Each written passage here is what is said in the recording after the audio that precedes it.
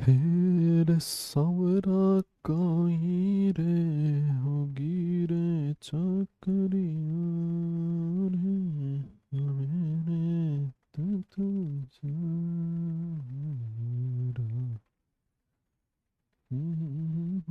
हो गया। हाँ जी, hello and welcome to all my dear students. क्या हाल चाल है आप लोगों के? कैसे हो भाई सब लोग? उम्मीद करता हूं सब लोग बहुत ही बढ़िया होंगे। एक बार फिर से मैं आप सब लोगों का वेलकम करता हूं अर्जुना जेई 2025 बैच में। इनऑर्गेनिक केमिस्ट्री हम लोग पढ़ रहे हैं। चैप्टर का नाम है classification of elements and periodicity in properties, और आज इसका लेक्चर नंबर 6 करने वाले हैं। बताइए सब कुछ बढ़िया हो, एकदम मस्त हो? A very good evening to all of you. नमस्कार, गुड इवनिंग। बताओ भाई सब बढ़िया हो कि नहीं? जबरदस्त, जोरदार। यस, प्रणाम, नमस्कार, गुड इवनिंग। हाँ जी, हाँ जी, नमस्कार नमस्कार। ऑडियो वीडियो क्लियर है तो एक बार फटाफट से थम्स अप करके बता देना कि सर एकदम मक्खन है, सब कोई दिक्कत नहीं है। Yes yes yes yes. Good evening, नमस्कार, गुड इवनिंग, नमस्कार नमस्कार नमस्कार। सब बढ़िया एकदम। क्या 9 क्या है? लेक्चर 9 है? Oh sorry, lecture 9। हाँ लेक्चर 9 भाई, ओह सॉरी। लेक्चर नंबर 9 है भाई, वेरी गुड, बहुत बढ़िया। मतलब ध्यान तो है तुम्हारा, मैं क्या बोल रहा हूँ सुन तो रहे हो तुम। वो चेक करने के लिए बोला था मैंने। हाँ, तुम्हें लग रहा है ऐसे गलती से बोल दिया मैंने ना? मैं चेक ही करना चाह रहा था कि जनता का ध्यान तो है कि नहीं है, या फिर ऐसे ही मतलब बैठे हैं। चलो ठीक है सर, स्क्रीन के सामने आप दिख रहे हो, अच्छा सा लग रहा है ना? हाँ जी, सब बढ़िया, बहुत बढ़िया बहुत बढ़िया बहुत बढ़िया। तो लास्ट क्लास में जो भी हम लोगों ने चीजें पढ़ी, एटॉमिक रेडियस हम लोगों ने खत्म कर दिया था, अगर आपको याद हो तो। और आपने कीमती टाइम निकाल के उस एटॉमिक रेडियस को रिवाइज जरूर किया होगा। और भाई ढेर सारे क्वेश्चंस करवा दिए थे मैंने एटॉमिक रेडियस के, है ना? खूब सारे क्वेश्चंस, खूब सारे पोल हम लोगों ने कर लिए थे क्लास में, है ना?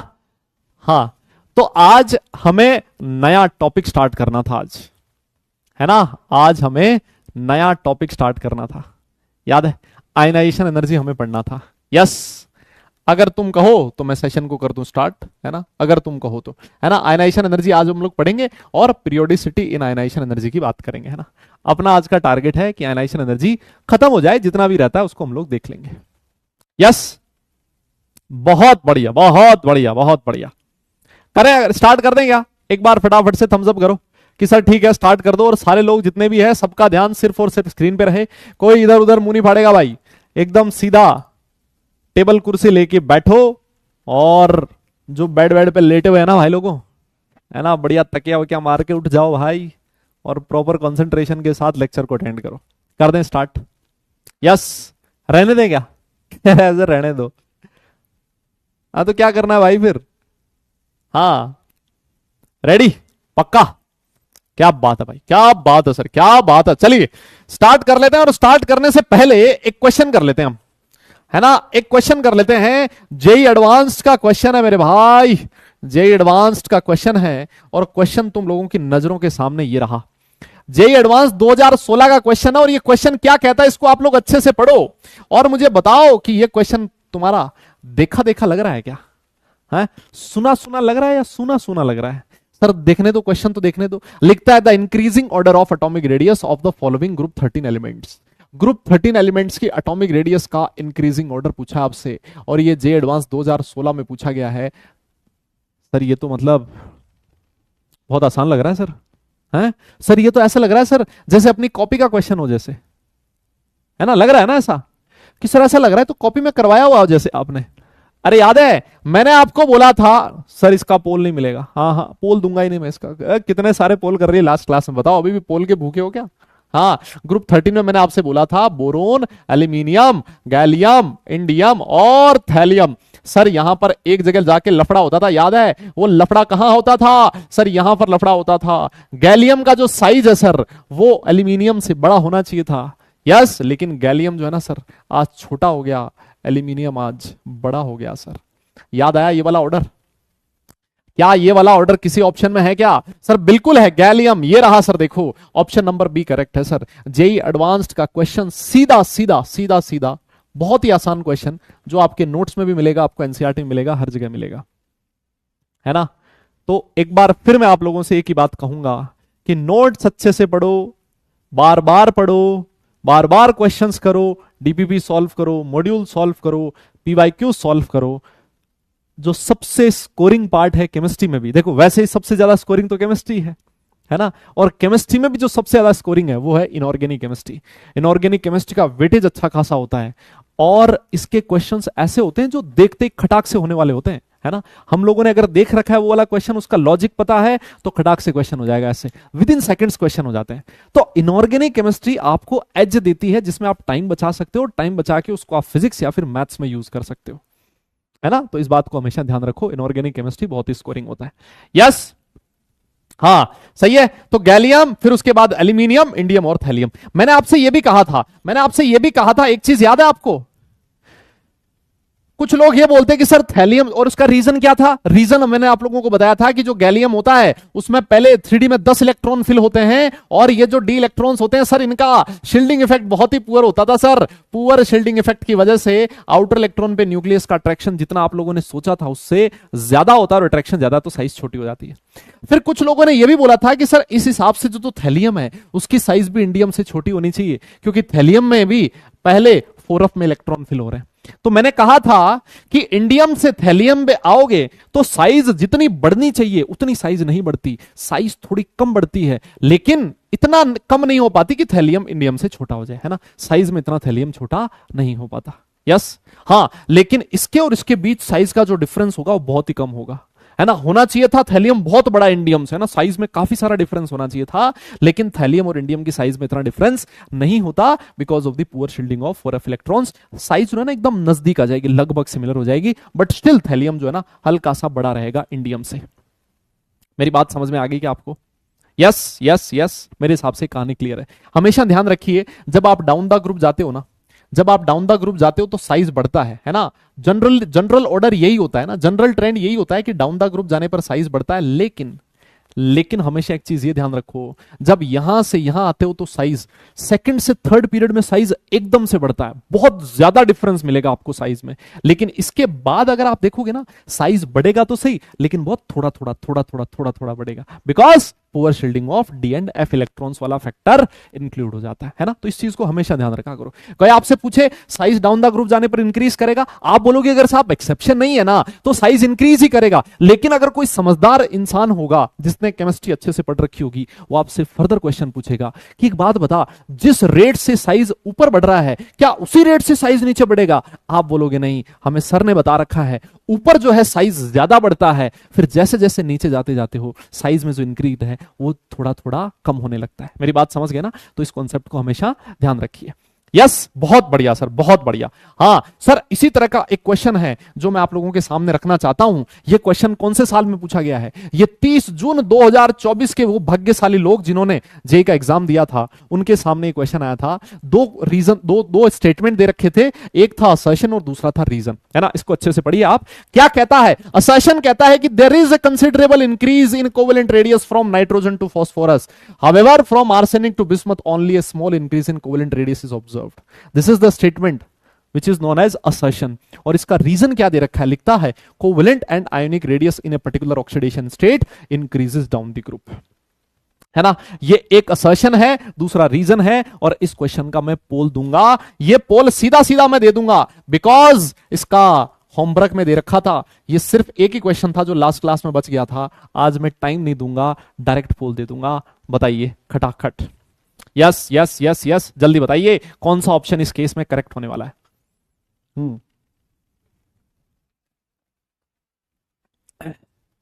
बताओ बताओ, जल्दी बताओ। हाँ जी, फटाफट।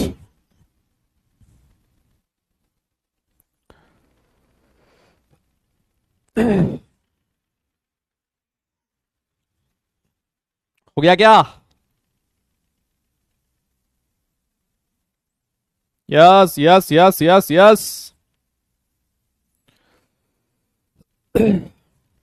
डन है।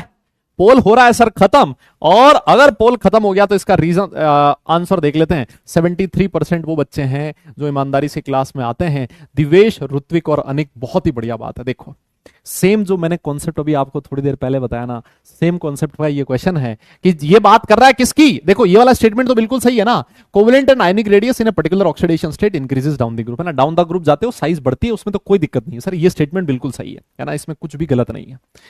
ये कहता है कि नाइट्रोजन टू फॉस्फोरस, मतलब ये कौन से ग्रुप की बात कर रहा है सर, नाइट्रोजन तो ग्रुप 15 का होता है सर, नाना पाटेगर ऐश्वर्या सब बीमार भिखारी जो भी आपको ठीक लगे वो देख लो। ये कहता है कि जब आप नाइट्रोजन से फॉस्फोरस जाओगे तो जो साइज बढ़ेगी वो एकदम से बहुत ज्यादा बढ़ेगी, लेकिन जब उसके बाद आप नीचे जाते जाते हो तो साइज बढ़ती तो है लेकिन साइज उतनी नहीं बढ़ती जितनी कि यहां से यहां जाने पर बढ़ रही है। इसका रीजन क्या होता था, यस इसका रीजन क्या होता था बोलो तो सही। अभी मैंने आपसे कहा था यहां ये जो है ना आपका नाइट्रोजन सेकंड पीरियड का मेंबर है सर, फॉस्फोरस आपका थर्ड पीरियड का मेंबर है, यहां इनर शेल में डी इलेक्ट्रॉन्स प्रेजेंट ही नहीं होते, poor shielding of D electron का कोई लफड़ा ही नहीं है सर। लेकिन आप थर्ड पीरियड के बाद फोर्थ फिफ्थ और सिक्स्थ पीरियड में जब जाओगे तो यहां से 3D इलेक्ट्रॉन आने लगते हैं, 4D आने लगते हैं, F आने लगते हैं। इस वजह से poor shielding of D and F electrons की वजह से आउटर इलेक्ट्रॉन पे न्यूक्लियस का अट्रैक्शन बढ़ने लगता है, और अट्रैक्शन बढ़ेगा तो साइज जिस रेट से बढ़ना चाहिए उस रेट से ना बढ़ के थोड़ा कम बढ़ने लगता है ना। तो ये वाला स्टेटमेंट भी बिल्कुल सही है ना। आर्सेनिक से बिस्मथ जाओगे साइज बढ़ेगा तो सही, लेकिन स्मॉल स्मॉल इंक्रीज, थोड़ा सा इंक्रीज होगा सर। दोनों ही स्टेटमेंट बिल्कुल सही है ना। लेकिन ये जो स्टेटमेंट है क्या इसका करेक्ट एक्सप्लेनेशन है? नहीं है सर। इसका करेक्ट एक्सप्लेनेशन क्या होना चाहिए था? एक्सप्लेनेशन होना चाहिए था poor shielding of D and F electrons, लेकिन इसमें ऐसा कोई एक्सप्लेनेशन नहीं दे रखा। तो आप लोग बोलोगे ये भी सही, but this is not the correct explanation of this one, है ना। तो इस वजह से ऑप्शन नंबर बी करेक्ट हो जाएगा। क्लियर है? मेरे हिसाब से कोई दिक्कत किसी को हो ही नहीं सकती, है ना, हो ही नहीं सकती। समझ गए हो आप लोग बात? डन, बहुत बढ़िया सर यहां तक हमें समझ में आ गया है ना, यहां तक हमें समझ में आ गया है। सर आप आगे स्टार्ट कर दीजिए। आयनाइजेशन एंथैल्पी बोल दीजिए, आयनाइजेशन पोटेंशियल बोल दीजिए, आयनाइजेशन एनर्जी बोल दीजिए। ऑर्डर पे कोई फर्क नहीं पड़ेगा, है ना, ऑर्डर पे कोई फर्क नहीं पड़ेगा हमारे लिए। यूं मानो लगभग सारी चीज एक ही है ना। अगर मान लो क्वेश्चन में आपसे पूछा है आयनाइजेशन एंथैल्पी का ऑर्डर बताओ, आयनाइजेशन एनर्जी का ऑर्डर बताओ, आयनाइजेशन पोटेंशियल का ऑर्डर बताओ, सब कुछ सेम ही रहेगा। ठीक है दादा? डन? यस हाँ ना तो बोल दो। अरे कोई बोल ही नहीं रहा यार। यस ठीक है ना। हाँ तो कुछ भी आए ना, कुछ भी इनमें से आए, एक ही चीज समझना तुम लोग, है ना, कुछ भी बोले समझना एक ही चीज। यस अच्छा, अब मैं यहां पर देखो जाते जाते एक चीज में, जाते जाते क्या मतलब, अभी तो आया हूं, एक चीज मैं और बता दूं। जो भी मैं पढ़ा रहा हूं ऐसा कोई मैं डिफरेंशिएट करके नहीं पढ़ा रहा हूं कि ये चीज जेई मेंस में पूछी जाती है, ये चीज जेई एडवांस में पूछी जाती है। मैं सब कुछ पढ़ा रहा हूं, लेकिन साथ साथ आप में से हो सकता है कुछ बच्चे ऐसे हों जो सिर्फ जेई मेंस के लिए प्रिपरेशन कर रहे हो, तो जो एक अच्छा कॉन्सेप्ट होगा जिसके एडवांस में पूछे जाने की प्रोबेबिलिटी होती है ना, वो मैं पहले ही बता दूंगा आपको, है ना। तो अपने हिसाब से आप लोग फिल्टर कर लेना। और या फिर अगर आप चाहो कि नहीं सर हमें तो सिर्फ मेंस का ही पढ़ाओ, तो वो भी मैं कर सकता हूं, कोई दिक्कत नहीं है। लेकिन वो मैं नहीं करना चाहता, बिकॉज यहां पर बहुत सारे बच्चे ऐसे हैं जो मुझे ऐसी उम्मीद है कि जब 2 साल बाद एग्जाम देंगे जेई एडवांस का, तो वो ये लोग जरूर बोलेंगे, है ना, कभी उन लोग इनका इंटरव्यू लेने आएंगे, वो जरूर बोलेंगे कि सर हम अर्जुना जेई बैच से पढ़ते थे, है ना, 2025 बैच से पढ़ते थे सर, हमारी रैंक इतनी आई है ना। तो उन बच्चों के लिए भी अच्छा कंटेंट मिलना जरूरी है ना। तो इस वजह से मैं सब कुछ साथ दे रहा हूं, लेकिन मैं साथ साथ बताता भी रहता हूं कि ये वाला मेंस का टॉपिक है और ये वाला एडवांस का टॉपिक है। ठीक है ना? डन है? हाँ नहीं करेंगे भाई ऐसा, तुम टेंशन मत लो। हाँ यस हाँ सब कुछ मिलेगा, टेंशन मत लो। ठीक है सर आओ। क्या है sir ionization energy? Ionisation energy देखो मैं एक छोटी सी चीज बताता हूं। मान लो आपका कोई एटम है ना, ये रहा सर एटम, उस एटम का न्यूक्लियस है और ये उस एटम का आउटर मोस्ट इलेक्ट्रॉन है ना, ये उस एटम का आउटर मोस्ट इलेक्ट्रॉन है।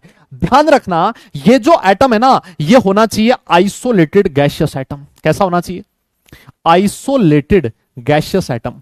हमेशा ध्यान रखो अगर आपको आयनाइजेशन एनर्जी कैलकुलेट करनी है, कभी भी आयनाइजेशन एनर्जी फाइंड करनी है ना, तो हमेशा आपका जो एटम है वो कैसा होना चाहिए? Isolated gaseous atom.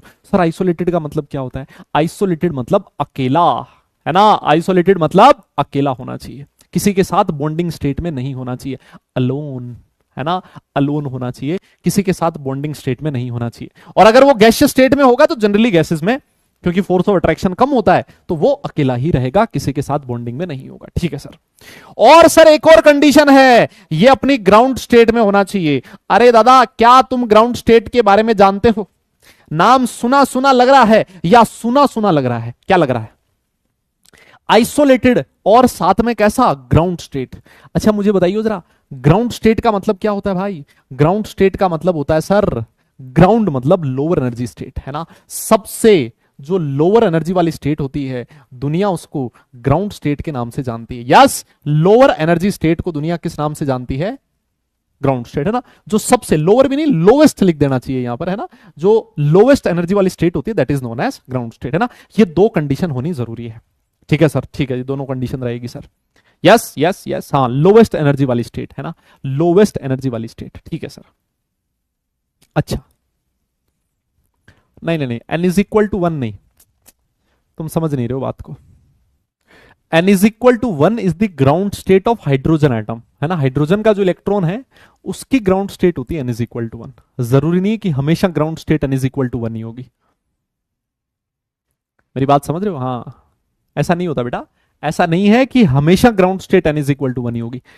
अगर ऐसा होता तो मैं यहां लिख देता ना, ग्राउंड स्टेट का मतलब N is equal to one नहीं।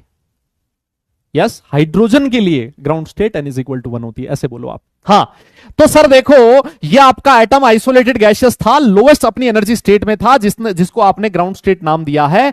तो सर हो क्या रहा था? हो ये रहा था, इलेक्ट्रॉन पे नेगेटिव चार्ज था सर, और ये जो न्यूक्लियस इस पे पॉजिटिव चार्ज था। और सर साइंस में पॉजिटिव और नेगेटिव एक दूसरे को अट्रैक्ट कर रहे हैं सर, है ना। ये इलेक्ट्रॉन इस न्यूक्लियस से बढ़िया एकदम अट्रैक्ट हो रखा था, बहुत शानदार तरीके से, है ना। बढ़िया बातें बातें चल रही थी इनकी, फोन वोन नंबर भी एक्सचेंज कर ही लिए थे इन्होंने, और एकदम जीवन दोनों का बड़ा खुश चल रहा था सर, है ना। जैसे ही देखो एकदम चेहरे पे मुस्कान उनके दिखती थी।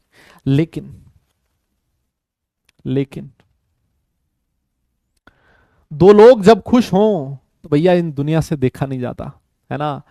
और लोगों से ये वाला अट्रैक्शन भी आज देखा नहीं गया। उन्होंने क्या करने की कोशिश करी? उन्होंने इस फोर्स ऑफ अट्रैक्शन को तोड़ने की कोशिश करी। बोला कि ये अट्रैक्शन तोड़ना है।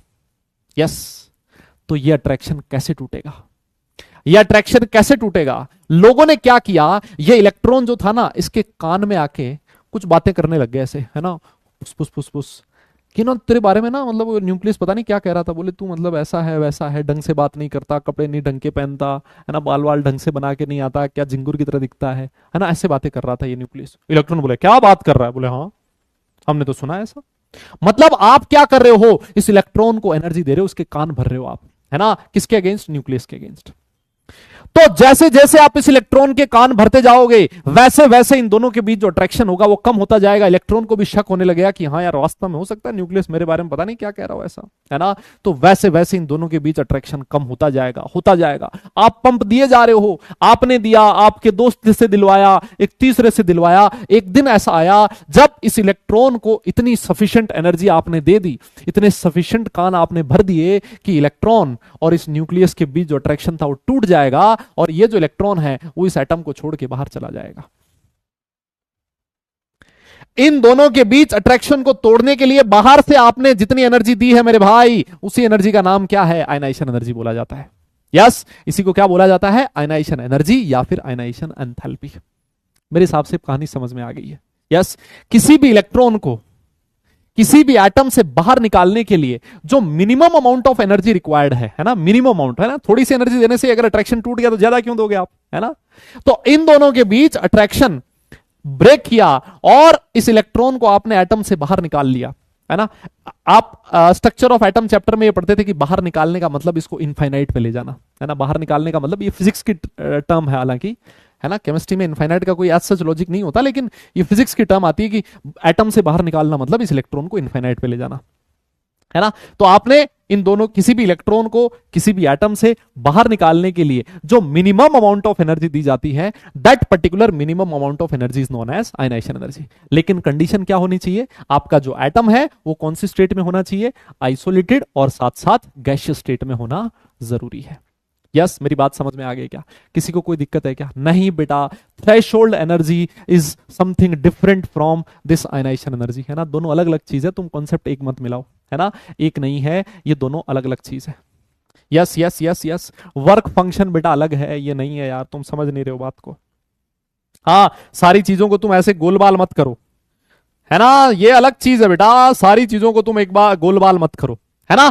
तो सर डेफिनेशन आपके सामने है। सर कैसे रिप्रेजेंट किया जाए? जैसे मान लो आपका एक एटम है ए, है ना, वो कौन सी स्टेट में है? गैसियस स्टेट में है। और यहां से आपने क्या किया? एक इलेक्ट्रॉन बाहर निकाल दिया। मेरे भाई अगर इलेक्ट्रॉन बाहर निकाल दिया तो एटम पे चार्ज कैसा आएगा? सर पॉजिटिव आएगा, और यहां इलेक्ट्रॉन आ गया, है ना। तो इस प्रोसेस में जितनी आपने एनर्जी दी है that is known as ionisation energy, है ना। इसको क्या बोला जाएगा? आयनाइजेशन एनर्जी बोला जाएगा। मेरे भाइयों अगर आपने नोट किया है तो डन लिखिए, फिर हम लोग आगे चलेंगे, है ना। अगली कहानी के बारे में और समझाऊंगा मैं आपको। यस यस यस, अगली कहानी के बारे में और समझाऊंगा मैं आपको।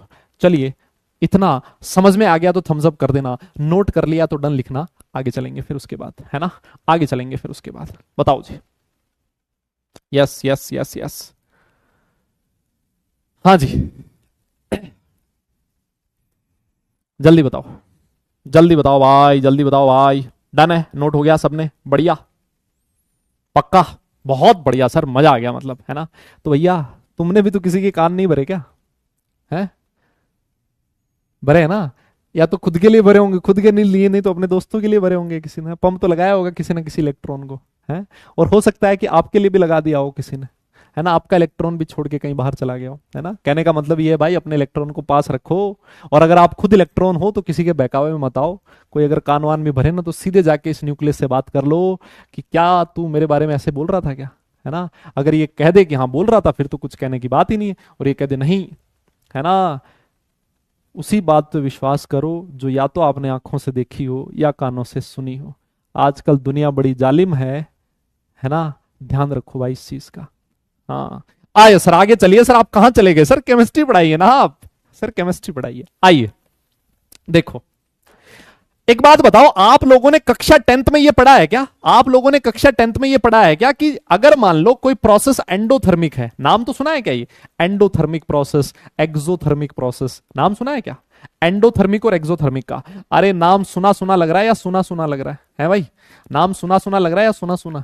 एंडोथर्मिक का मतलब जिसमें एनर्जी देनी पड़े, है ना। एंडोथर्मिक का मतलब क्या है? एनर्जी रिक्वायर्ड हो जिसमें, ना। एक ऐसा प्रोसेस जिसमें आपको एनर्जी देनी पड़े, उसको आप लोग बोलते हो एंडोथर्मिक प्रोसेस। और एक्सोथर्मिक का मतलब क्या है? सर अगर किसी प्रोसेस में एनर्जी रिलीज हो रही है। यस, अरे भैया 10th क्लास पास करके आए हो ना सब, हैं? पास करके आए हो ना। तो अगर किसी प्रोसेस में एनर्जी रिलीज हो रही है, इसका मतलब वो एक्सोथर्मिक प्रोसेस है। तो मुझे एक बात बताइए, ये इलेक्ट्रॉन बाहर निकालने का जो प्रोसेस है वो एंडोथर्मिक होगा या फिर एक्सोथर्मिक होगा? क्या लगता है आपको? क्या लगता है? सर देखो, अगर मान लो इस इलेक्ट्रॉन को बाहर निकालना तो अट्रैक्शन तोड़ना पड़ेगा, और अट्रैक्शन तोड़ने के लिए मेहनत करनी पड़ेगी, इस इलेक्ट्रॉन को एनर्जी देनी पड़ेगी। आप बाहर से एनर्जी दे रहे हो, आप मेहनत कर रहे हो, और केमिस्ट्री में मेहनत करने का मतलब एंडोथर्मिक, आप बाहर से एनर्जी सप्लाई कर रहे हो इलेक्ट्रॉन को, है ना। तो एनर्जी रिक्वायर्ड है इस प्रोसेस में, और अगर एनर्जी रिक्वायर्ड है, इसका मतलब ये जो आयनाइजेशन एनर्जी होती है पॉजिटिव होती है ना। आपको देखो हमेशा ऐसा लिखा हुआ मिलेगा, है ना, ऐसा लिखा हुआ मिलेगा। लेट से ये एक एटम ए था, उसमें से आपने इलेक्ट्रॉन बाहर निकाल दिया, है ना, ए प्लस बन गया। यस, तो यहां आपको ऐसा लिखा हुआ मिलेगा, ionization energy is equal to +10 kilo joule per mole या +20 किलो जूल पर मोल। ये किलो जूल पर मोल क्या है? इसकी यूनिट है बेटा, है ना। देखो कई जगह यूनिट किलो जूल पर मोल में लिखा होता है, कई जगह किलो कैलोरी पर मोल में लिखा होता है। वो एक ही बात है ना, वो एक ही बात है। कैलोरी लिखा हो, किलो जूल लिखा हो, एक ही चीज है। मेरे हिसाब से कहानी क्लियर है ना। तो ये जो आयनाइजेशन एनर्जी होती है, हमेशा ये प्रोसेस कैसा होता है? एंडोथर्मिक होता है। एंडोथर्मिक का मतलब एनर्जी जो है हमेशा बाहर आपको देनी पड़ेगी ना, हमेशा आपको यहां पर प्लस का साइन दिखेगा, है ना। और आप लोगों ने कक्षा 10th में ये भी पढ़ा था, है ना, ये भी पढ़ा था कि जो एंडोथर्मिक प्रोसेस होता है, एंडोथर्मिक प्रोसेस के लिए भाई डेल्टा एच का वैल्यू दादा क्या होता है? सर डेल्टा एच पॉजिटिव होता है। और ये जो एक्सोथर्मिक प्रोसेस होता है, इसका डेल्टा एच कैसा होता है? सर नेगेटिव होता है ना। ये एंथैल्पी चेंज होता है। एंथैल्पी चेंज, सर हमने तो एंथैल्पी का नाम नहीं सुना। इलेक्ट्रॉन वोल्ट भी हो सकती है, मतलब एनर्जी होनी चाहिए, कुछ भी हो सकती है, किलो जूल, जूल, है ना, या फिर किलो कैलोरी, या फिर इलेक्ट्रॉन वोल्ट, कुछ भी हो सकता है, एनर्जी होनी चाहिए। मेरे हिसाब से बात समझ में आ गई आपको? यस यस यस, है ना। और अगर आपको एंथैल्पी के बारे में नहीं पता तो आप लोग आगे जाके एक चैप्टर पढ़ोगे जिसका नाम है थर्मोडायनामिक्स। Yes, thermodynamics. और वो जो थर्मोडायनामिक्स है उसमें आप लोग ये चीज सीखोगे कि एंडोथर्मिक प्रोसेस का डेल्टा एच पॉजिटिव होता है और एक्सोथर्मिक का डेल्टा एच नेगेटिव होता है ना। तो अगर आपको नहीं पता है तो इसको एक बार आप नोट कर लो, आगे जब आपका थर्मोडायनेमिक्स चैप्टर आएगा, है ना, कोई बात नहीं बेटा। एच जो है ना एंथैल्पी होता है, छोड़ो अभी नहीं है वो। एंथैल्पी यू मानो एनर्जी का ही पार्ट है। अभी आपको क्या समझना है, एंथैल्पी बोले तो एनर्जी, है ना। और अगर पॉजिटिव है इसका मतलब एंडोथर्मिक है और ये नेगेटिव है इसका मतलब एक्सोथर्मिक है ना। नहीं पढ़ा तो छोड़ दो, छोड़ दो भैया, कोई दिक्कत नहीं है ना। या आगे पढ़ोगे आप लोग, हाँ हाँ उसमें पढ़ोगे, फिजिकल केमिस्ट्री में आएगा, है ना, फिजिकल केमिस्ट्री में आएगा, कोई दिक्कत नहीं, फिजिकल केमिस्ट्री में आएगा। ठीक है, यहां तक सबको क्लियर है, नोट कर लिया है ना, यहां तक नोट कर लिया, कोई दिक्कत नहीं है। हाँ जी, नोट कर लिया आप लोगों ने, आगे चल सकते हैं, आगे चल सकते हैं। यस, बहुत बढ़िया सर, ठीक है जी, आगे चलिए सर। और अगली एक छोटी सी टर्म है जिसका नाम है सक्सेसिव आयनाइजेशन एनर्जी। क्या नाम है, सक्सेसिव आयनाइजेशन एनर्जी। सर ये क्या बला है, अभी बताता हूं। सक्सेसिव आयनाइजेशन एनर्जी ये क्या बला है, अभी मैं आपको बताता हूं। आइए देखो, मान लो आपका एक एटम है ए, है ना, और जब मैं आयनाइजेशन एनर्जी की बात करता हूं तो ये एटम कौन सी स्टेट में होना चाहिए, गैसियस स्टेट में होना चाहिए, है ना, जी लिख दिया गैसियस स्टेट में। आपने क्या किया, इसमें से एक इलेक्ट्रॉन रिमूव कर दिया। ठीक है सर, कर दो। जैसे आपने इलेक्ट्रॉन बाहर निकाला, ए प्लस बन गया। इस प्रोसेस में जो एनर्जी का रिक्वायरमेंट होगा उसको बोला जाएगा, उसको क्या बोला जाएगा, उसको कहा जाएगा IE1 ऑफ ए। उसको क्या बोला जाएगा, IE1। सर ये IE1 क्या है, IE1 का मतलब है दादा फर्स्ट आयनाइजेशन एनर्जी। क्या मतलब है इसका, इसका मतलब है फर्स्ट आयनाइजेशन एनर्जी। सर ये फर्स्ट क्यों यूज किया आपने, फर्स्ट इसलिए यूज किया बिकॉज आपने पहला इलेक्ट्रॉन रिमूव किया। कौन सा किया है, पहला इलेक्ट्रॉन रिमूव किया है, तो फर्स्ट आयनाइजेशन एनर्जी। अच्छा सर इसका मतलब सेकंड भी होती है क्या, बिल्कुल होती है। देखो किसी ने बोला सर एक इलेक्ट्रॉन रिमूव करने से मजा नहीं आया सर, सर एक और इलेक्ट्रॉन रिमूव करो। तो मैंने कहा ये ले भाई, एक इलेक्ट्रॉन तूने रिमूव कर दिया तो क्या बन गया, A+। तूने एक और अगर इलेक्ट्रॉन रिमूव करना है तो इस पे चार्ज कैसा आ जाएगा, 2+ आ जाएगा कि नहीं आएगा। यस, तो सर इस प्रोसेस में जो एनर्जी का रिक्वायरमेंट होता है उसको बोला जाता है IE2 ऑफ ए। IE2 बोले तो सेकंड आयनाइजेशन एनर्जी। क्या कहा जाएगा इसको, IE2 बोले तो सेकंड आयनाइजेशन एनर्जी। क्या कहा जाएगा दादा, सेकंड आयनाइजेशन एनर्जी। यस ठीक है सर।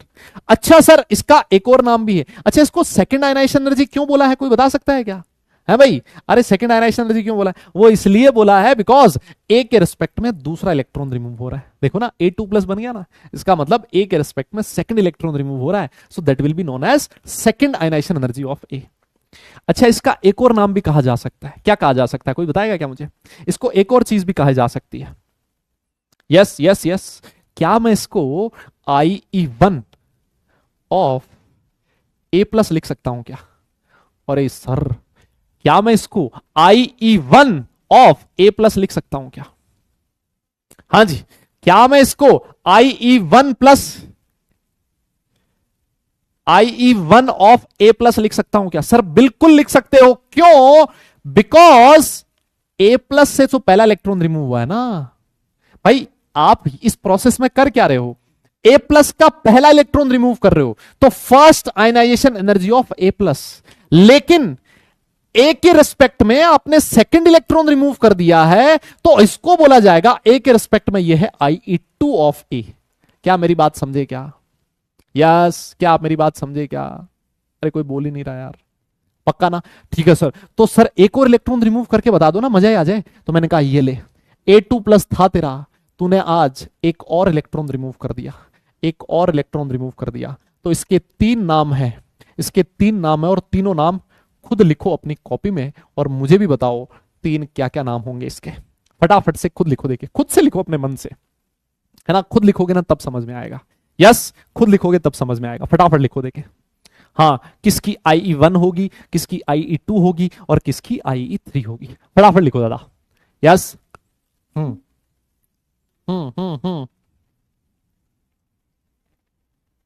जल्दी लिखो, जल्दी लिखिए, फटाफट लिख के बताओ मुझे।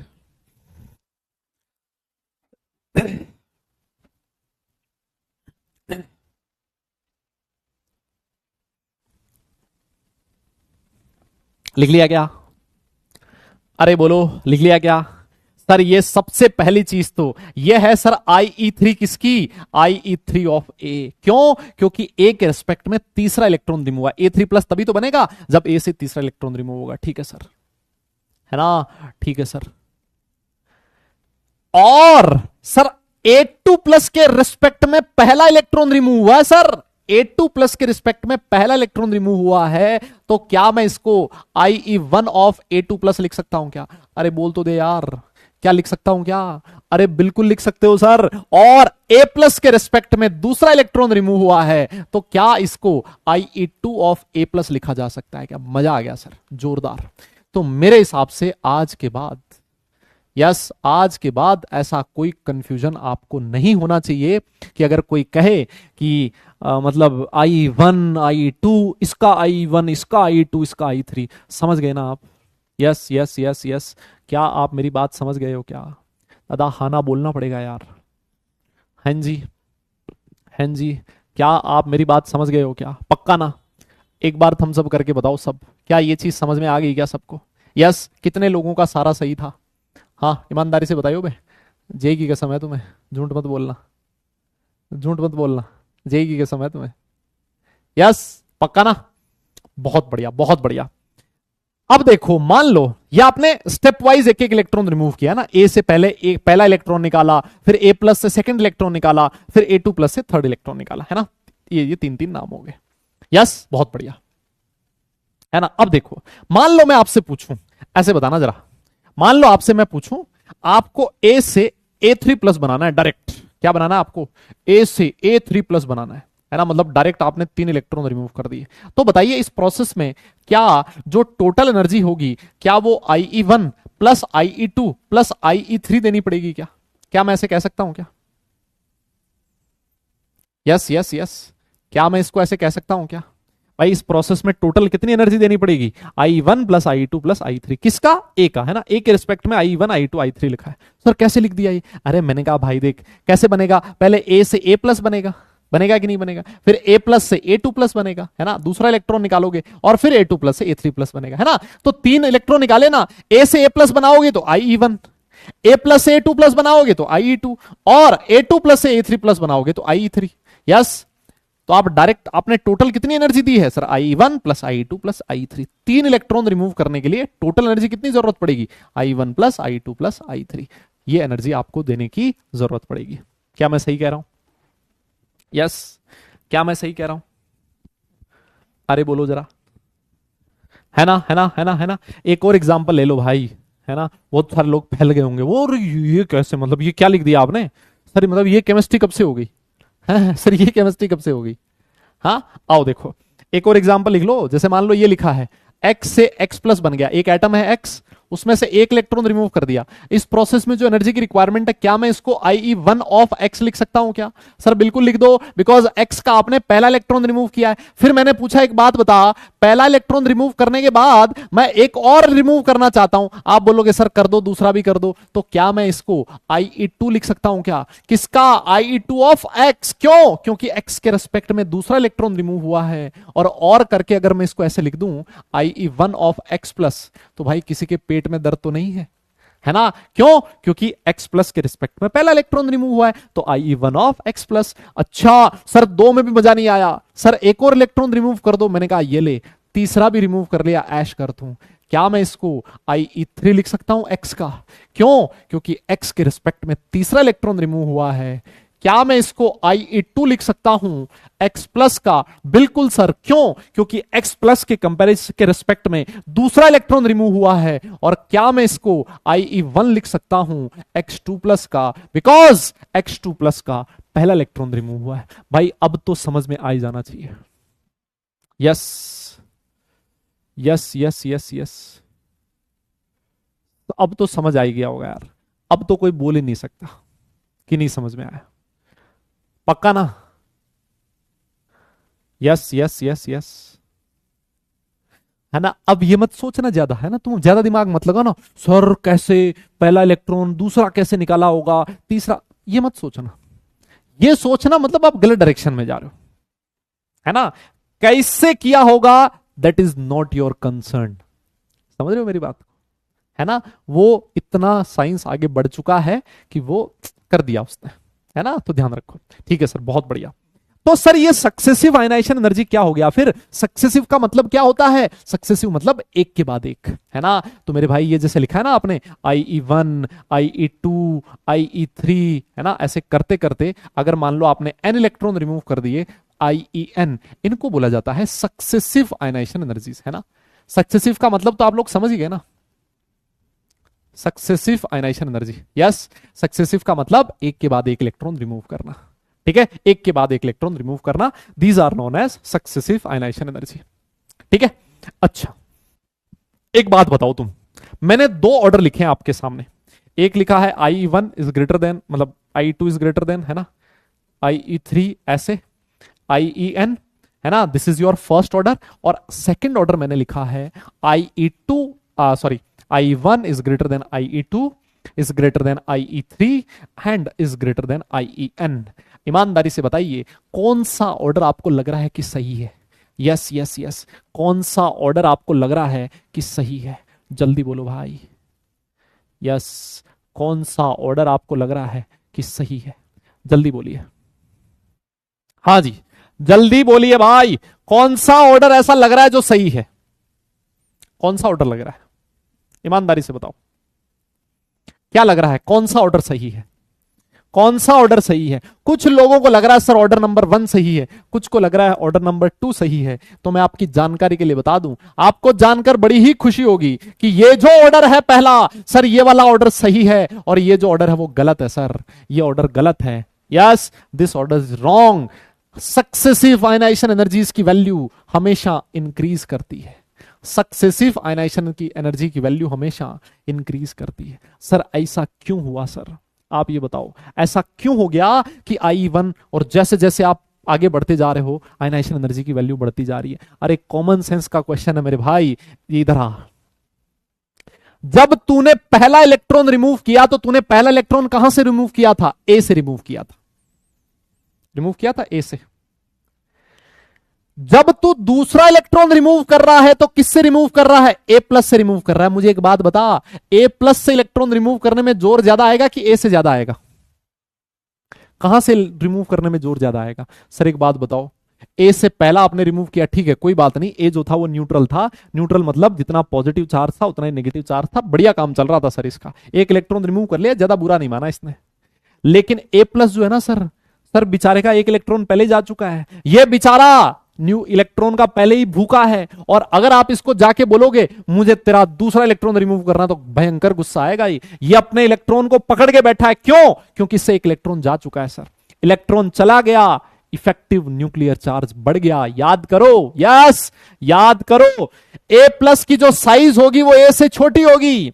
अरे सर, अगर A+ की साइज छोटी है, इसका मतलब A+ का जो इलेक्ट्रॉन है वो न्यूक्लियस के ज्यादा नजदीक है। साइज छोटा है तो न्यूक्लियस के नजदीक आ गया ना, और अगर न्यूक्लियस के नजदीक आ गया तो वहां से इलेक्ट्रॉन रिमूव करना आपके लिए मुश्किल हो जाएगा, उस इलेक्ट्रॉन पे न्यूक्लियस का अट्रैक्शन ज्यादा होगा। मेरी बात समझ रहे हो क्या? अगर आपने एक और इलेक्ट्रॉन रिमूव करना है तो वो कहां से रिमूव करना पड़ेगा? A2+ से। मेरे भाई A2+ की साइज इससे भी छोटी हो गई है। याद करो, एटॉमिक रेडियस में बताया था कि जैसे जैसे पॉजिटिव चार्ज बढ़ता है साइज वैसे वैसे छोटी होती जाती है, इफेक्टिव न्यूक्लियर चार्ज बढ़ता जाता है। तो A2+ की जो साइज है वो A+ से और छोटी हो गई। अरे भाई, अगर और छोटा हो गया मतलब इलेक्ट्रॉन न्यूक्लियस के और नजदीक आ गया, नजदीक आ गया मतलब उस पर न्यूक्लियस का अट्रैक्शन बढ़ गया, और अट्रैक्शन बढ़ गया तो सर इलेक्ट्रॉन रिमूव करना बहुत टेढ़ी खीर हो जाएगी सर। सर गजब जोरदार, मतलब जबरदस्त मेहनत करनी पड़ेगी आपको। मेरी बात समझे क्या?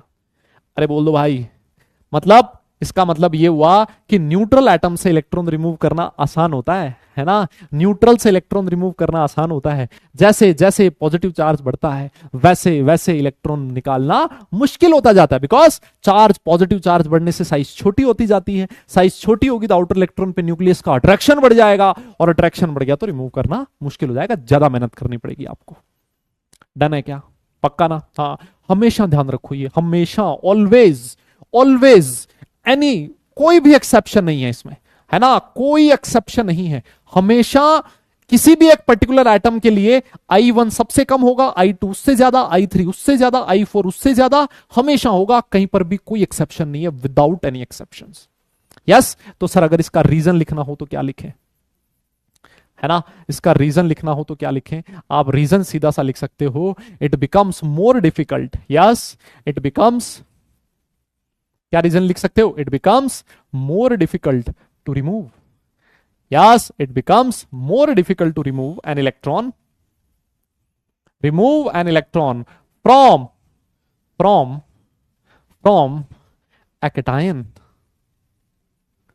then a neutral atom, cation then a neutral atom, है ना, neutral atom, yes it becomes more difficult to remove an electron from a cation than a neutral atom, yes आप चाहो तो यहां पर ये भी लिख सकते हो कि सर जो साइज होगी ए प्लस की, है ना सर, वो छोटी होगी ए से, और A2 प्लस की साइज फिर छोटी हो जाएगी, है ना, ये साइज का ऑर्डर है, और अगर साइज कम हो गई तो सर इलेक्ट्रॉन निकालना मुश्किल हो जाएगा। मेरे हिसाब से कहानी सबको समझ में आ गई है, यस नोट कर लीजिए भाई, और अगर नोट कर लो ना तो दादा डन लिख देना कि सर हो गया है, आप आगे चलिए। यस यस यस, हाँ जी हाँ जी हाँ जी हाँ जी। बेटा एनायन का क्या होगा, थोड़ा ठंडा करके खाओ अभी, है ना, थोड़ा ठंडा करके खाओ, रुको अभी एनायन का भी बताएंगे, है ना, अभी एनायन का भी बताएंगे, तुम टेंशन क्यों ले रहे हो। हाँ एनायन का भी बताएंगे, तुम टेंशन मत लो भी, तुम जितना सोच रहे हो ना उतना उतना मैंने सोच लिया है ना। हाँ तुम्हें लगता है कि तुम ज्यादा सोच पा रहे हो, नहीं नहीं सोच पा रहे ज्यादा, हाँ मैंने सोच रखा है कौन सी चीज कब बतानी, लेकिन हर चीज का टाइम आएगा एक, है ना, हर चीज का टाइम आएगा, रुको थोड़ा वेट करो। और सर जो चीज सब्र से मिलती है ना उसकी खुशी ज्यादा होती है ना, वेट करवा के जो चीज मिलती है ना, बिना एफर्ट की कोई चीज मिल जाती है ना तो उसका मजा नहीं आता, है ना। हाँ चलें आगे चले, बहुत बढ़िया सर, चलिए आगे चलिए सर। सर एक क्वेश्चन हो जाए ना इस पे किस तरह का क्वेश्चन पूछा जा सकता है सर, मैंने कहा ये ले क्वेश्चन करवा देते हैं, इस पे किस तरह का क्वेश्चन आ सकता है दादा, इस पे इस तरह का क्वेश्चन आएगा, देखो मैं करवाता हूं आपको एक क्वेश्चन, है ना, आपको एक क्वेश्चन दिया हुआ है, सुनना, ऐसे कहा गया Mg एक एटम है ना, उससे आपने 2 इलेक्ट्रॉन रिमूव कर दिए, ठीक है, या हाँ 2 ही करवा लो, चलो 1 करवाओ सर पहले, है ना, 1 इलेक्ट्रॉन रिमूव किया, तो इस प्रोसेस में आपने कितनी एनर्जी दी, है ना, इसमें आपने एनर्जी दी है, आपने E1 दे दी 10 किलो जूल पर मोल, है ना, ये दे दिया, ठीक है, और एक और प्रोसेस दिया हुआ है M से M2 प्लस, है ना, ऐसे दे दिया, और ये जो E2 है ये आपको दे दिया 25 किलो जूल पर मोल, कितना दे दिया 25 किलो जूल पर मोल। और सुनो आपसे पता है क्या पूछा है, आपसे ये मैग्नीशियम नहीं है बे, ओ महाराज दादा इधर, ये मैग्नीशियम नहीं है, ये एक एटम है M जो कि गैसियस स्टेट में, ठीक है, और आपसे पूछा है, क्या पूछा है सर, कैलकुलेट, क्या हमसे पूछा है IE2, यस किसका IE2 पूछा है, IE2 ऑफ Mg, और दूसरा पूछा है IE1 ऑफ Mg प्लस। हाँ जी, जो कर ले अपना उत्तर फटाफट से कमेंट बॉक्स में दे दे, यस फटाफट से कमेंट बॉक्स में दे दे, जल्दी से बता दो, हाँ हाँ जल्दी से बता दो, जल्दी बताओ भैया।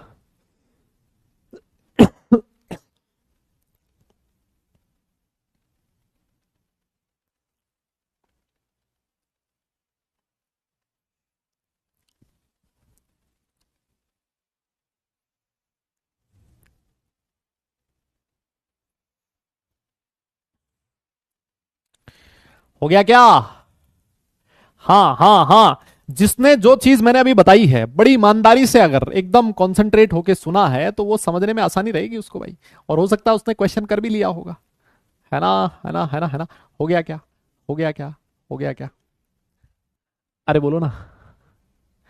15 और 10 आ रहा है, 15 और 35 आ रहा है, अच्छा 15 ही आ रहा है, बोथ 15 आ रहा है, अच्छा बोथ 15 वाले तो मुझे सबसे कम दिख रहे हैं लोग, बोथ 15 वाले लोग सबसे कम है। सर एक बार आप खुद ही करवा दो ना, क्या इतना सस्पेंस क्रिएट कर रहे हो, आओ भाई देखो, देखो M से M2 प्लस का मतलब क्या हो गया सर, M से M2 प्लस का मतलब ये है पहले M से M प्लस बना होगा, और फिर M प्लस से एक और इलेक्ट्रॉन निकाला तो M2 प्लस बन गया होगा, यही तो हुआ होगा ना, अरे बोलना भाई, भाई ऐसे तो हुआ होगा, m से m2+ का मतलब क्या हो गया, पहले m से m+ बना और फिर m+ से m2+ बन गया, ठीक है ना। तो यहां से लेके यहां तक जो टोटल एनर्जी दे रखी है वो कितनी दे रखी है, कहता है सर 25 किलो जूल एनर्जी की जरूरत पड़ी, है ना। यहां से यहां 2 इलेक्ट्रॉन निकालने के लिए आपको 25 किलो जूल एनर्जी की जरूरत पड़ी। मैंने कहा ठीक है। आगे कहता है कि m से m+ जब बना, m से m+ बना तो कितनी एनर्जी की जरूरत पड़ी, कहता है सर 10 किलो जूल पर मोल एनर्जी की जरूरत पड़ी। यस। तो अब मुझे एक बात बताना भाई, हाँ अरे सर अब तो लग रहा आसान हो गया जैसे, यहां से यहां जाने में कितनी एनर्जी की जरूरत पड़ेगी। अरे सर देखो, यहां से यहां 2 इलेक्ट्रॉन रिमूव करने के लिए 25 किलो जूल एनर्जी की जरूरत है, पहला इलेक्ट्रॉन रिमूव करने के लिए 10 किलो जूल एनर्जी की जरूरत है। तो सर कॉमन सेंस की बात है सर, ये तो अनपढ़ आदमी भी बता देगा कि ये एनर्जी की जरूरत कितनी होगी, 15 किलो जूल पर मोल होगी। यस, इतनी होगी ना। और सर m+ से m2+ बनना, m+ से, अरे सर ऐसा मन कर रहा है जैसे, शर्म सी आ रही है सर, है ना। m से m2+ बनना, इस प्रोसेस को क्या बोलूंगा मैं सर, ये प्रोसेस है IE1 ऑफ m+, या फिर सर आप इसको एक और भी कह सकते हो IE2 ऑफ m। अरे सर मतलब ये तो बात तो एक ही हो गई ना सर, ये मेरे से आपने तो कंफ्यूज करने के लिए दे दिया मुझे और मैं तो निपट लिया इसमें। अरे भाई IE2 ऑफ m बोलो या IE1 ऑफ m+ बोलो, बात तो एक ही है ना भाई, हैं। अरे वो कौन लोग हैं जो अलग अलग बता रहे थे, वो कौन लोग हैं भाई, वो लोग कहां से आते हैं। हाँ, अभी इतना बढ़िया तुम्हें एग्जाम्पल दिया और फिर एग्जाम्पल देने के बाद भी तुम लोग लटक गए हो। अबे इधर देखो, IE2 of m, IE1 of m+, बात तो एक ही है भाई, बात तो एक ही है। तो दोनों ही केसेस में जो आंसर आएगा सर क्या होगा, वो आंसर कितना होगा सर, वो होगा 15 किलो जूल पर मोल। दादा हाँ ना तो बोल दे, क्या तू समझा कि नहीं समझा। Yes yes yes.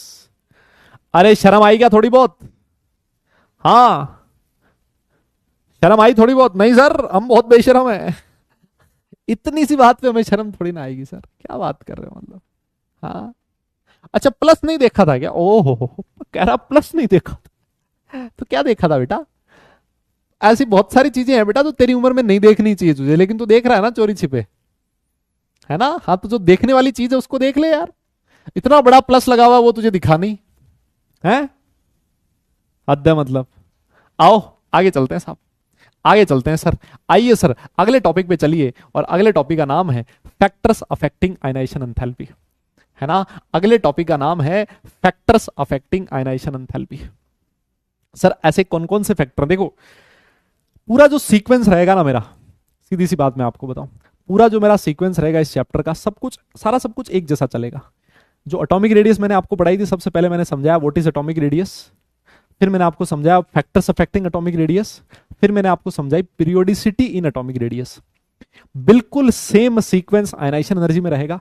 सबसे पहले मैं आपको सिखाया हूं अभी तक व्हाट इज आयनाइजेशन एनर्जी, अब मैं आपको सिखाऊंगा फैक्टर्स अफेक्टिंग आयनाइजेशन एनर्जी, फिर मैं आपको सिखाऊंगा periodicity in ionisation energy.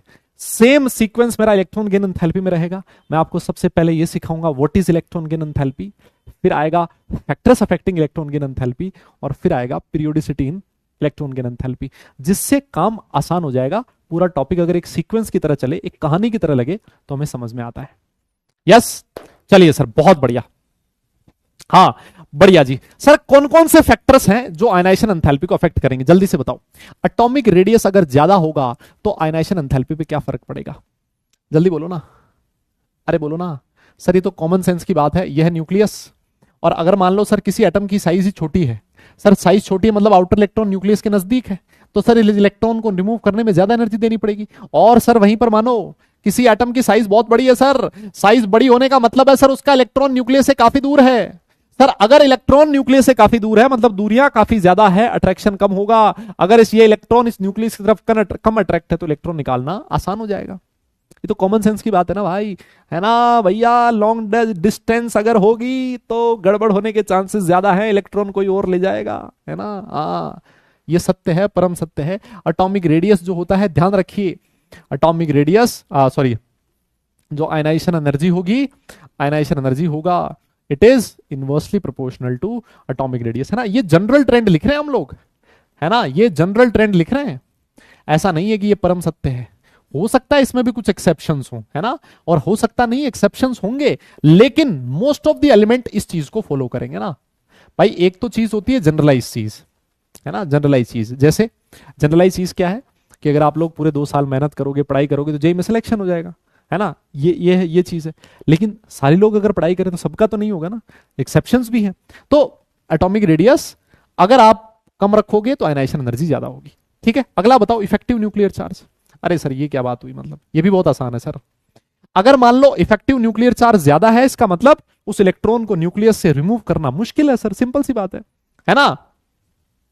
Yes, तो सर आयनाइजेशन एनर्जी जो होगी, है ना सर, आयनाइजेशन एनर्जी जो होगी it is directly proportional to effective nuclear charge. जितना ज्यादा effective nuclear charge, electron remove करना उतना ही मुश्किल, आयनाइजेशन एनर्जी की वैल्यू उतनी ही ज्यादा होगी ना। 2 फैक्टर है, बहुत ही आसान है। यस, 2 फैक्टर है, बहुत ही आसान है, नोट कीजिए। और अगर नोट हो जाए तो डन लिखिए, फिर हम लोग आगे चलेंगे, है ना। इतना हो जाए तो डन लिखिए, फिर हम लोग आगे चलेंगे। यस यस यस यस, इतना लिखिए भाई। हाँ जी, डायरेक्टली प्रोपोर्शनल होगी बेटा, है ना, डायरेक्टली प्रोपोर्शनल होगी। पर्सनल हो गया सर, बेटा पर्सनल तो तुम ले रहे हो भाई, मैं तो पर्सनल नहीं कह रहा कुछ भी, और पर्सनल तो तुम ले रहे हो, मैं क्या करूं। सर मेरे पास इलेक्ट्रॉन ही नहीं है, मैं बताऊं क्या। ये जो तेरे सामने मैक्सिमम लोग बैठे ना, किसी के पास इलेक्ट्रॉन नहीं है। जिसके पास इलेक्ट्रॉन है ना, वो चुपचाप बैठा है, वो मस्त मस्त मुस्कुरा रहा होगा, है ना, बैठ के सब कुछ सुन के वो मुस्कुरा रहा होगा, और उसको भी लग रहा होगा ना किसी दिन, है ना, इलेक्ट्रॉन जाएगा ही, है ना, न्यूक्लियस से हाथ धोना पड़ेगा, उसको पता है ये चीज, परम सत्य जीवन का यही है ना। लेकिन वो सोच रहा है चलो ठीक है, जब तक अट्रैक्शन है तब तक ठीक है ना। हाँ, आइए आइए आगे चलते हैं फिर। नेक्स्ट देखो सर, अगली जो चीज है वो है penetration effect of orbitals. Sir ये क्या होता है, मतलब पेनिट्रेशन का क्या मतलब होता है, पेनिट्रेशन इफेक्ट ऑफ ऑर्बिटल का मतलब क्या है, सुनो मेरी बात। पेनिट्रेशन एक नॉर्मल सी अगर मैं चीज बोलूं ना, जैसे मान लो इधर आपके पास एक मेटल की शीट है ना, एक मेटल की शीट है, और इधर से आप पार्टिकल इसके ऊपर डाल रहे हो, है ना, फेंक रहे हो इसके ऊपर, 4 पार्टिकल फेंके आपने, है ना, ABCD 4 पार्टिकल फेंके, ठीक है, ये 4 पार्टिकल फेंके, तो होगा क्या, मेटल की शीट मान लेते हैं, शीट काफी मोटी है, तो अगर आपने इन चारों पार्टिकल को फेंका है ना, तो एक पार्टिकल तो ज्यादा अंदर धस जाएगा, एक पार्टिकल ऐसा होगा जो बहुत कम धसेगा, है ना। तो पेनिट्रेशन का मतलब यह होता है कि कौन सा पार्टिकल ऐसा है जो इस मेटल की शीट के ज्यादा अंदर तक धस गया है ना। जो जितना ज्यादा अंदर तक धस गया, इसका मतलब आप बोलोगे उसका पेनिट्रेशन पावर उतना ही ज्यादा है। यस, ठीक है, ये बात तो समझ गए। लेकिन सर यहां पर पेनिट्रेशन का क्या मतलब, बेटा देखो, पेनिट्रेशन का मतलब यह है कि कौन न्यूक्लियस के ज्यादा नजदीक है। जैसे मान लो यह है आपका न्यूक्लियस, ये s ऑर्बिटल, ये p है मान लेते हैं, ये d है, और ये f है, ऐसा ही तो होता है। s जो होता है वो न्यूक्लियस के सबसे ज्यादा नजदीक होता है। आप मान लो यहां बैठे हो बाहर से, है ना, एकदम बढ़िया ढंग से बैठे हो, आपकी उम्र 60-60 हो गई है, यस, आपने सर पे लगा रखी है पगड़ी, क्या लगा रखी है, पगड़ी लगा रखी है एकदम जोरदार, है ना, हाथ में हुक्का है आपके, और एकदम मस्त बैठे हो, एंजॉय कर रहे हो इस एटम को, आप देख रहे हो SPDF। मुझे बताइए, अगर आप इधर से ऑब्जर्व कर रहे हो तो कौन सा ऐसा ऑर्बिटल होगा जो आपको सबसे ज्यादा अंदर दिखेगा। यस, कौन सा ऑर्बिटल ऐसा होगा जो आपको न्यूक्लियस के सबसे नजदीक दिखेगा, कौन सा ऑर्बिटल ऐसा होगा जो आपको लगेगा ज्यादा पेनिट्रेट कर रखा है।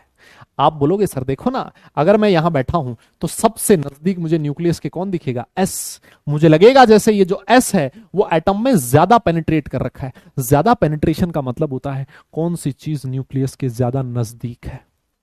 यस सर, S सबसे नजदीक है मेरे भाई। अगर S सबसे नजदीक है, इसका मतलब न्यूक्लियस का जो अट्रैक्शन होगा वो इन S इलेक्ट्रॉन्स पे सबसे ज्यादा होगा, और अगर S इलेक्ट्रॉन पे न्यूक्लियस का अट्रैक्शन सबसे ज्यादा है, इसका मतलब S में से इलेक्ट्रॉन को रिमूव करना सबसे ज्यादा मुश्किल होगा। यस, तो क्या मैं ऐसे लिख सकता हूं, कि जो आयनाइजेशन एनर्जी होती है, यस, आयनाइजेशन एनर्जी जो होती है, it is directly proportional to penetration effect of orbitals. क्या मैं ऐसे लिख सकता हूं क्या? अरे सर कॉमन सेंस की चीज है ये तो, जो ऑर्बिटल न्यूक्लियस के सबसे नजदीक होगा सर उसकी आयनाइजेशन एनर्जी सबसे ज्यादा होगी। और अगर मैं तुमसे पूछूं कि जो पेनिट्रेशन है, पेनिट्रेशन इफेक्ट किसका सबसे ज्यादा होगा? आप बोलोगे सर एस ऑर्बिटल, फिर पी, फिर डी और फिर एफ आएगा, है ना। पेनिट्रेशन जो होता है वो सबसे ज्यादा किसका होता है? एस का होता है। मेरी बात आप लोग समझ चुके हो शायद। यस यस यस, मेरी बात शायद आप लोग समझ चुके हो। जितना ज्यादा पेनिट्रेट कर रखा है अंदर, वहां से इलेक्ट्रॉन रिमूव करना सबसे मुश्किल होगा। डन है? मेरी बात समझ गए क्या? बहुत बढ़िया सर। आगे चलते हैं और बात करते हैं अगला फैक्टर जिसका नाम है stability of half filled and fully filled orbitals, है ना। ये नेक्स्ट चीज है, stability of half filled and fully filled orbitals. इस पे भी आयनाइजेशन एनर्जी डिपेंड करेगी। सर कैसे डिपेंड करेगी? सोच लो, मान लो आपके पास एक कॉन्फ़िगरेशन है P3, है ना। एक कॉन्फ़िगरेशन है, मान लेते हैं 2p3, और एक कॉन्फ़िगरेशन है 2p4। मुझे एक बात बताओ, दोनों में से हाफ फिल्ड कौन सा है? अरे सर देखो ना, 2p3 का मतलब हो गया ना सर, p में एक एक इलेक्ट्रॉन है सर। सर ये वाला जो है ना, ये हाफ फिल्ड है। आप लोगों ने ऐसा सुना है कि जो हाफ फिल्ड और फुली फिल्ड ऑर्बिटल्स होते हैं वो ज्यादा स्टेबल होते हैं। यस सर, ये जो ऑर्बिटल होगा ना, ये ज्यादा स्टेबल है सर, मोर स्टेबल है p4 के कंपैरिजन। अरे भाई, अगर ये वाला ऑर्बिटल ज्यादा स्टेबल है तो क्या तुझे यहां से इलेक्ट्रॉन रिमूव करने में ज्यादा जोर आएगा क्या? बोलो ना, क्या तुझे यहां से इलेक्ट्रॉन निकालने में ज्यादा जोर आएगा? क्यों? क्योंकि ऑर्बिटल रेजिस्ट करेगा। ये ऑर्बिटल बोलेगा मैं स्टेबल हो रखा हूं भाई, मेरी स्टेबिलिटी क्यों लूज करवा रहा है तू? यस, 2p3 ज्यादा स्टेबल है because of half field configuration, और अगर ज्यादा स्टेबल है तो यहां से इलेक्ट्रॉन रिमूव करना आपके लिए मुश्किल होगा। ये अपनी स्टेबिलिटी को लूज नहीं करना चाहता, इस वजह से आपको बहुत रेजिस्ट करेगा, है ना। आपको बहुत मेहनत करनी पड़ेगी इलेक्ट्रॉन निकालने के लिए। मेरी बात शायद आप लोग समझ चुके हो, है ना। तो हमेशा ध्यान रखिए, हमेशा ध्यान रखिए कि जो आयनाइजेशन एनर्जी होती है, it is directly proportional to stability of half filled and fully filled orbitals, है ना। ये हमेशा डायरेक्टली प्रोपोर्शनल होगी, फुली फिल्ड ऑर्बिटल्स। अरे मेरी बात तुम्हें समझ में आ रही है क्या भाई लोगों? कुछ पल्ले तो पड़ रहा है या ऊपर से ही जा रही है? बाउंस तो नहीं हो रहा ना? है भाई, बाउंसर तो नहीं मिल रहा ना? ठीक है ना? यहां तक बहुत आसान चीज है यार, इतना धीरे धीरे पढ़ा रहा हूं मैं तो।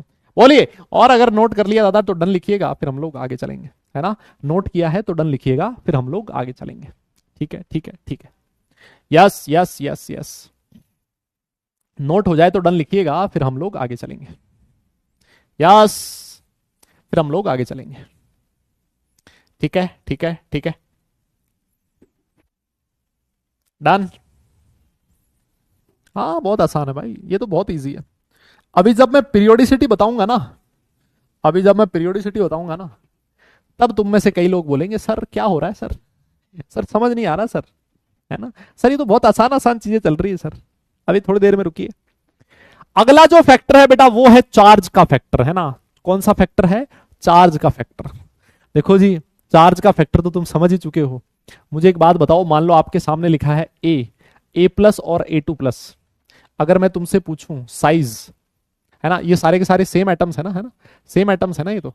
अगर मैं तुमसे पूछूं किसकी साइज सबसे बड़ी है, आप बोलोगे सर साइज का ऑर्डर ये है।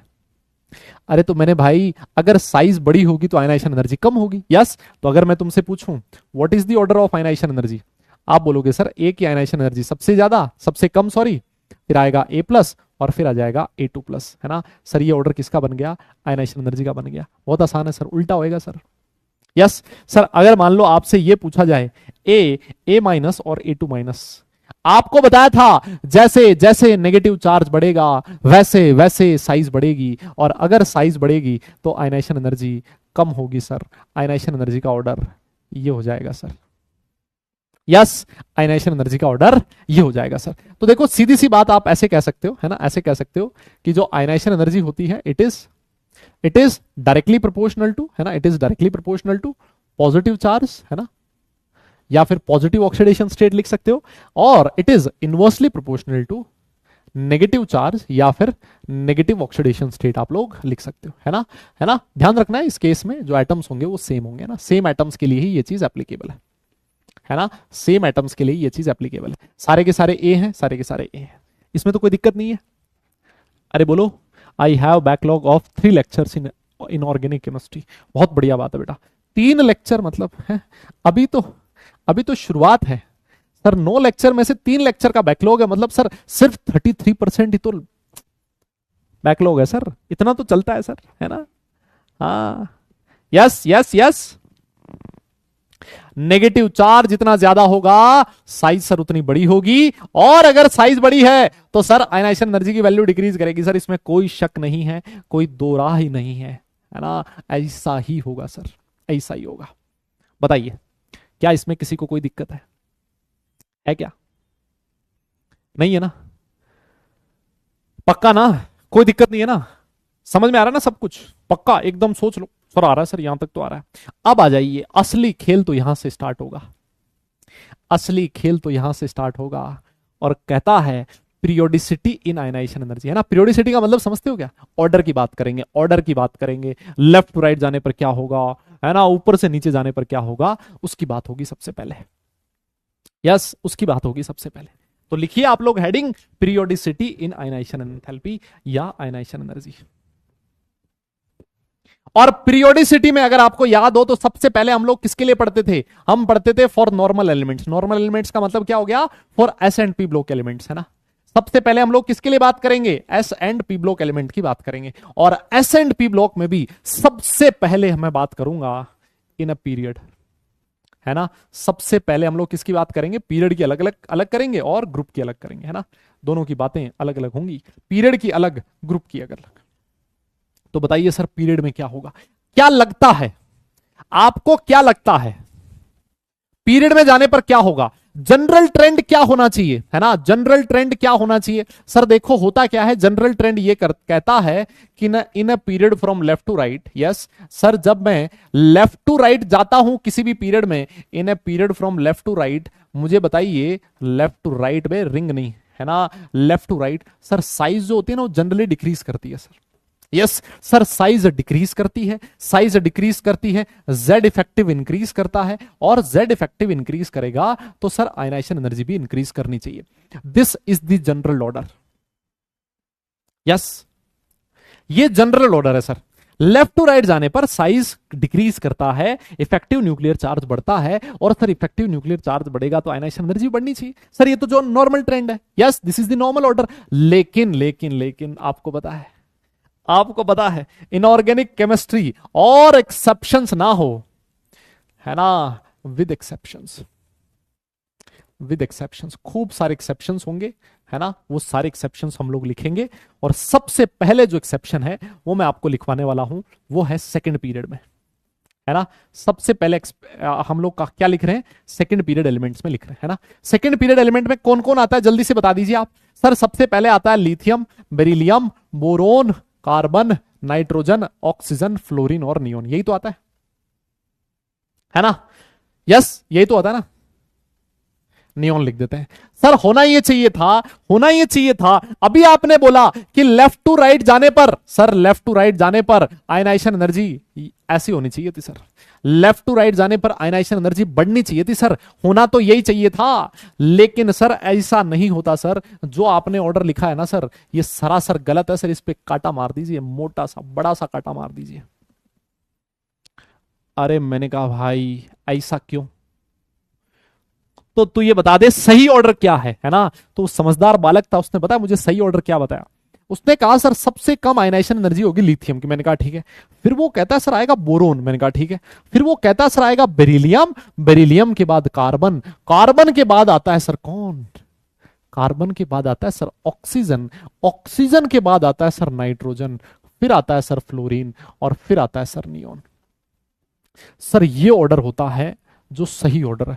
मैंने कहा भाई तूने तो बहुत लफड़ा कर दिया इस ऑर्डर में।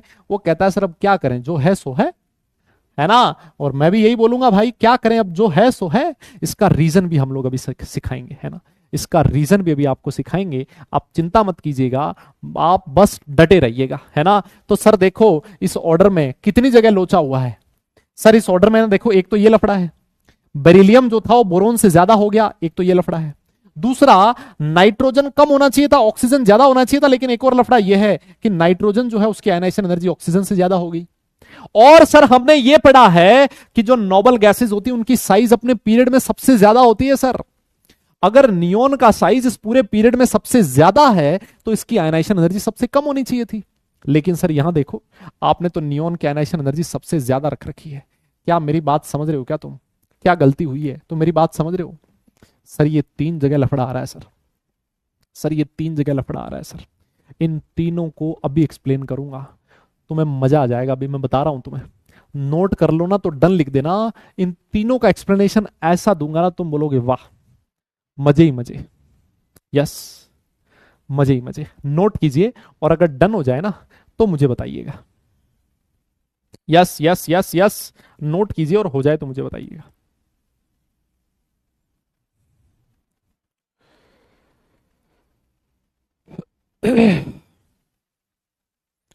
Yes yes yes yes, note कीजिए और अगर हो जाए तो मुझे बताइएगा।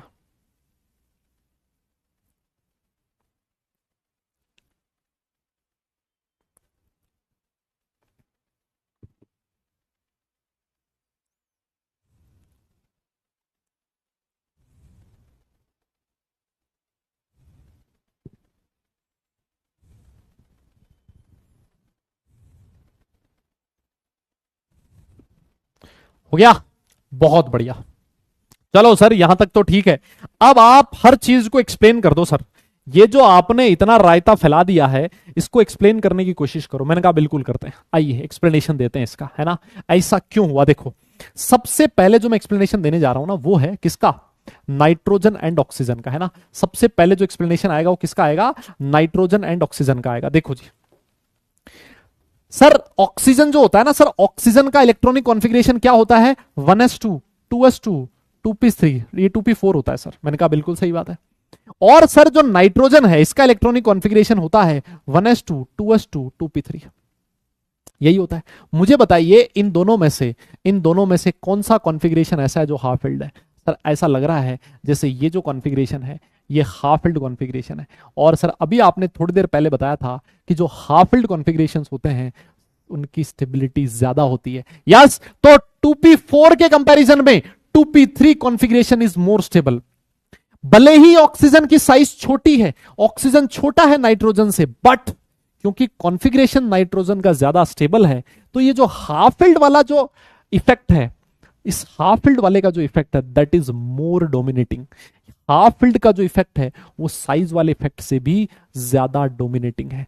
दैट्स वाई जो ऑर्डर बनता है आयनाइजेशन एनर्जी का सर वो नाइट्रोजन का ज्यादा हो जाता है ऑक्सीजन से।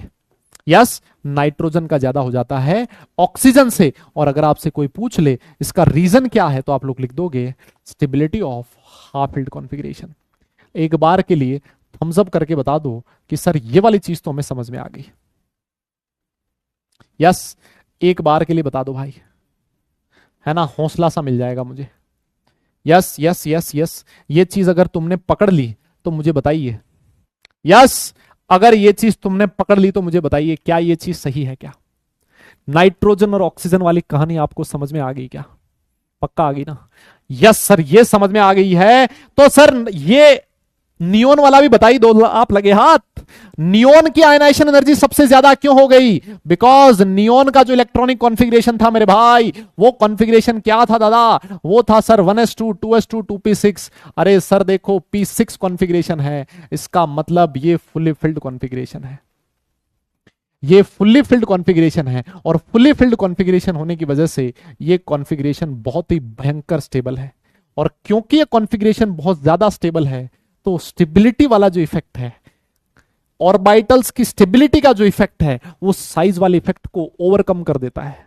और जो फाइनल ऑर्डर बनता है वो किसके अकॉर्डिंग बनता है, stability off fully filled configuration के अकॉर्डिंग बनता है। इसी वजह से सर, इसी वजह से आपका जो नियोन है उसकी साइज सबसे बड़ी है। क्या मेरी बात समझे क्या भाई, हाँ ना बोलना पड़ेगा।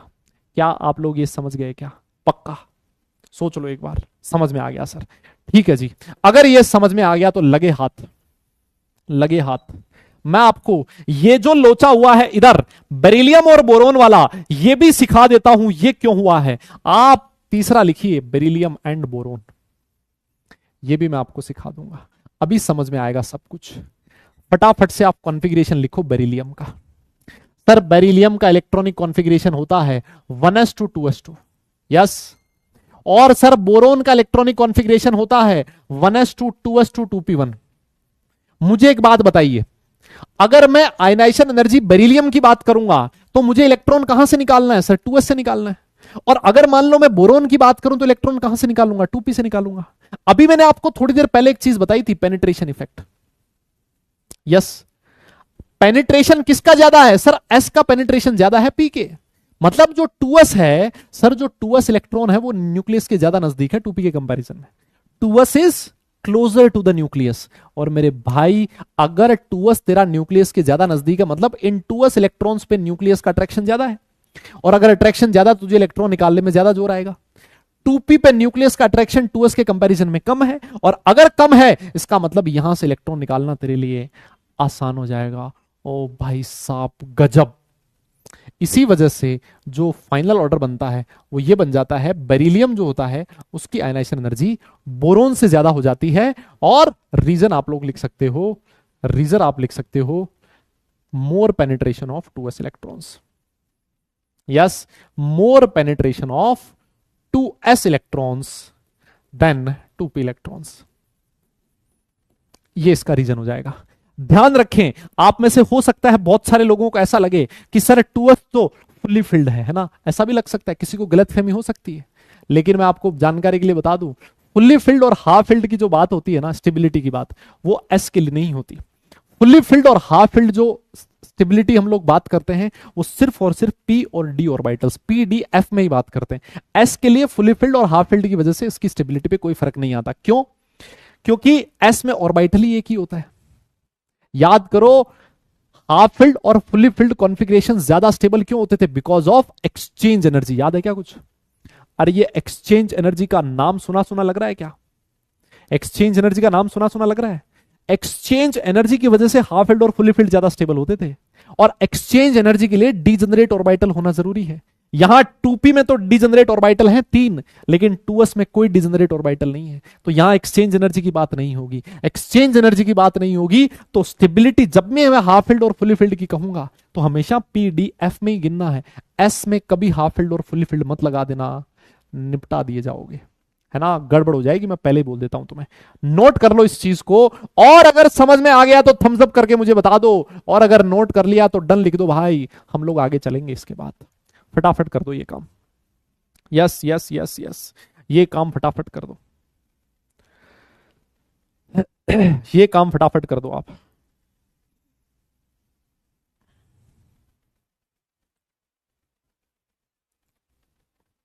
Yes yes yes yes yes,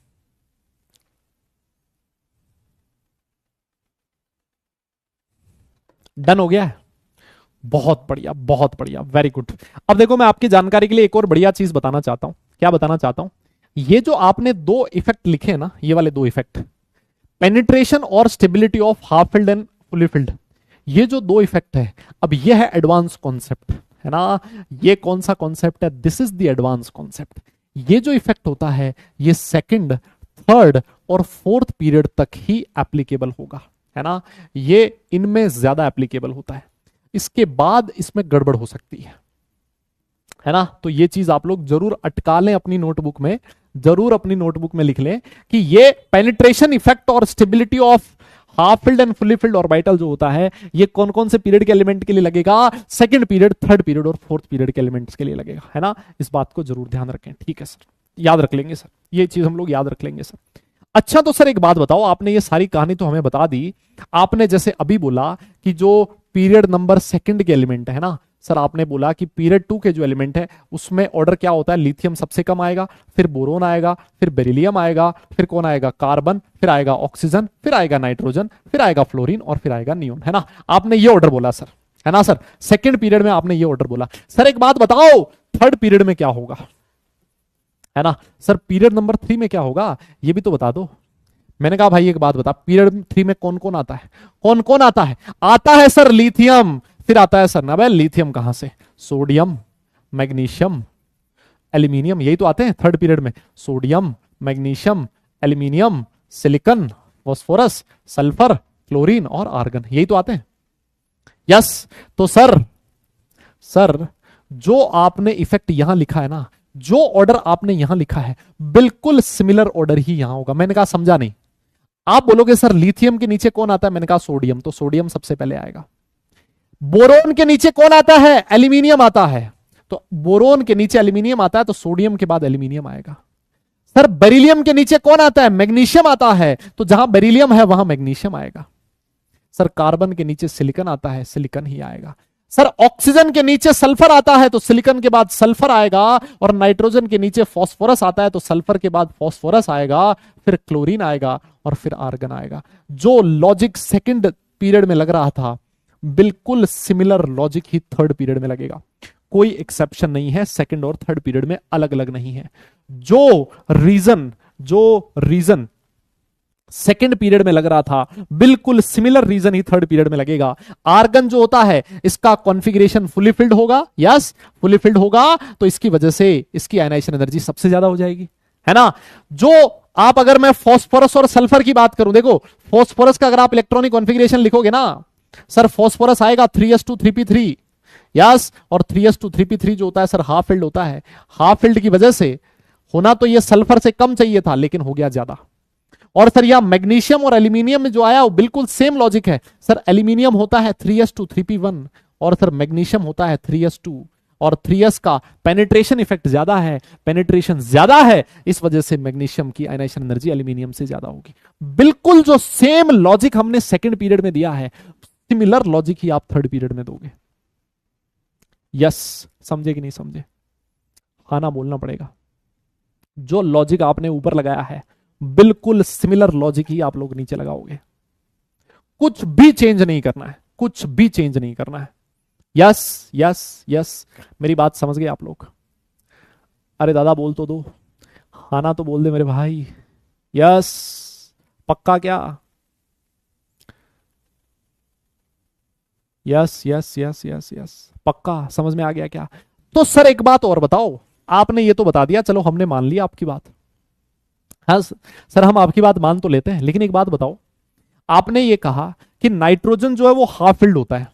sir nitrogen half filled होता है तो इसका जो आयनाइजेशन एनर्जी है वो ऑक्सीजन से तो ज्यादा हो गया, लेकिन सर क्या फ्लोरीन से भी ज्यादा हो सकता है क्या? सर ये हाफ फिल्ड है लेकिन फ्लोरीन तो हाफ फिल्ड नहीं है। हमेशा ध्यान देना भाई लोगों, ए मेरे भाई इधर स्क्रीन पे, अरे किधर देख रहा है, इधर देख, हमेशा ध्यान देना। ये जो हाफ फिल्ड और फुली फिल्ड है, ये जो पेनिट्रेशन इफेक्ट की वजह से जो ऑर्डर में चेंज आता है ना, ये सिर्फ और सिर्फ आजू बाजू वाले एलिमेंट में आएगा, है ना। कहां आएगा? सिर्फ और सिर्फ आजू बाजू वाले एलिमेंट में आएगा। मतलब नाइट्रोजन ऑक्सीजन से ज्यादा हो जाएगा क्योंकि ये आजू बाजू के एलिमेंट है, नाइट्रोजन फ्लोरीन से ज्यादा नहीं होगा। ध्यान रखना, इतनी औकात नहीं है हाफ फिल्ड और फुली फिल्ड की कि नाइट्रोजन की आयनाइजेशन एनर्जी फ्लोरीन से ज्यादा कर दे। ध्यान रखना हमेशा, है ना। बेरिलियम की आयनाइजेशन एनर्जी बोरोन से ज्यादा हो जाएगी, लेकिन इतनी औकात नहीं है पेनिट्रेशन इफेक्ट की कि बेरिलियम की आयनाइजेशन एनर्जी कार्बन से ज्यादा कर दे। हमेशा ध्यान रखो, ये जो लफड़ा होता है ना, ये लफड़ा सिर्फ और सिर्फ आजू बाजू वाले एलिमेंट्स में ही होता है। जहां नजदीकियां होंगी लफड़ा होने के चांसेस वहीं होते हैं, है ना। ध्यान रखिएगा इस बात का। हमेशा आस पास वाले जो एलिमेंट होते हैं, यस आस पास वाले जो एलिमेंट होते हैं सर, उन्हीं में लफड़ा होगा, हर जगह नहीं होगा। इस बात को गांठ बांध ले, याद रख ले, कसम खा ले। समझ गए हो क्या मेरी बात? आपको हाना में जवाब देना पड़ेगा अगर समझ गए हो तो। पक्का? ठीक है सर, ये पीरियड वाली कहानी हमें एकदम जोरदार समझ में आ गई। अब तो सर आप ग्रुप वाली बता दो तो मजा ही आ जाए, है ना। आपने पीरियड तो समझा दिया। पीरियड में ये एक्सेप्शन ध्यान रखना है, सेकंड और थर्ड पीरियड में ध्यान रखना है, बाकी फोर्थ फिफ्थ सिक्स्थ पीरियड नहीं ध्यान रखना है ना। जो मैं करवा रहा हूं बस उतना ही ध्यान रखना है। यस, बहुत बढ़िया सर, बहुत बढ़िया। अब आप आगे आ जाओ सर और बात कर लेते हैं पीरियोडिसिटी की, लेकिन बात करेंगे हम लोग किसमें? इन अ ग्रुप। ध्यान रखिएगा और तैयार रहिएगा, और बहुत जबरदस्त कॉन्सेप्ट आप लोग सीखने जा रहे हो। In a group, yes in a group. जल्दी से मुझे बताओ, अगर मैं ग्रुप की बात करूं तो जनरल ट्रेंड क्या होना चाहिए था? जल्दी बोलो यार, जल्दी से बता दो यार, अब तो तुम माहिर बन चुके हो ये सारी चीजें करने में। जनरल ट्रेंड क्या होना चाहिए था सर?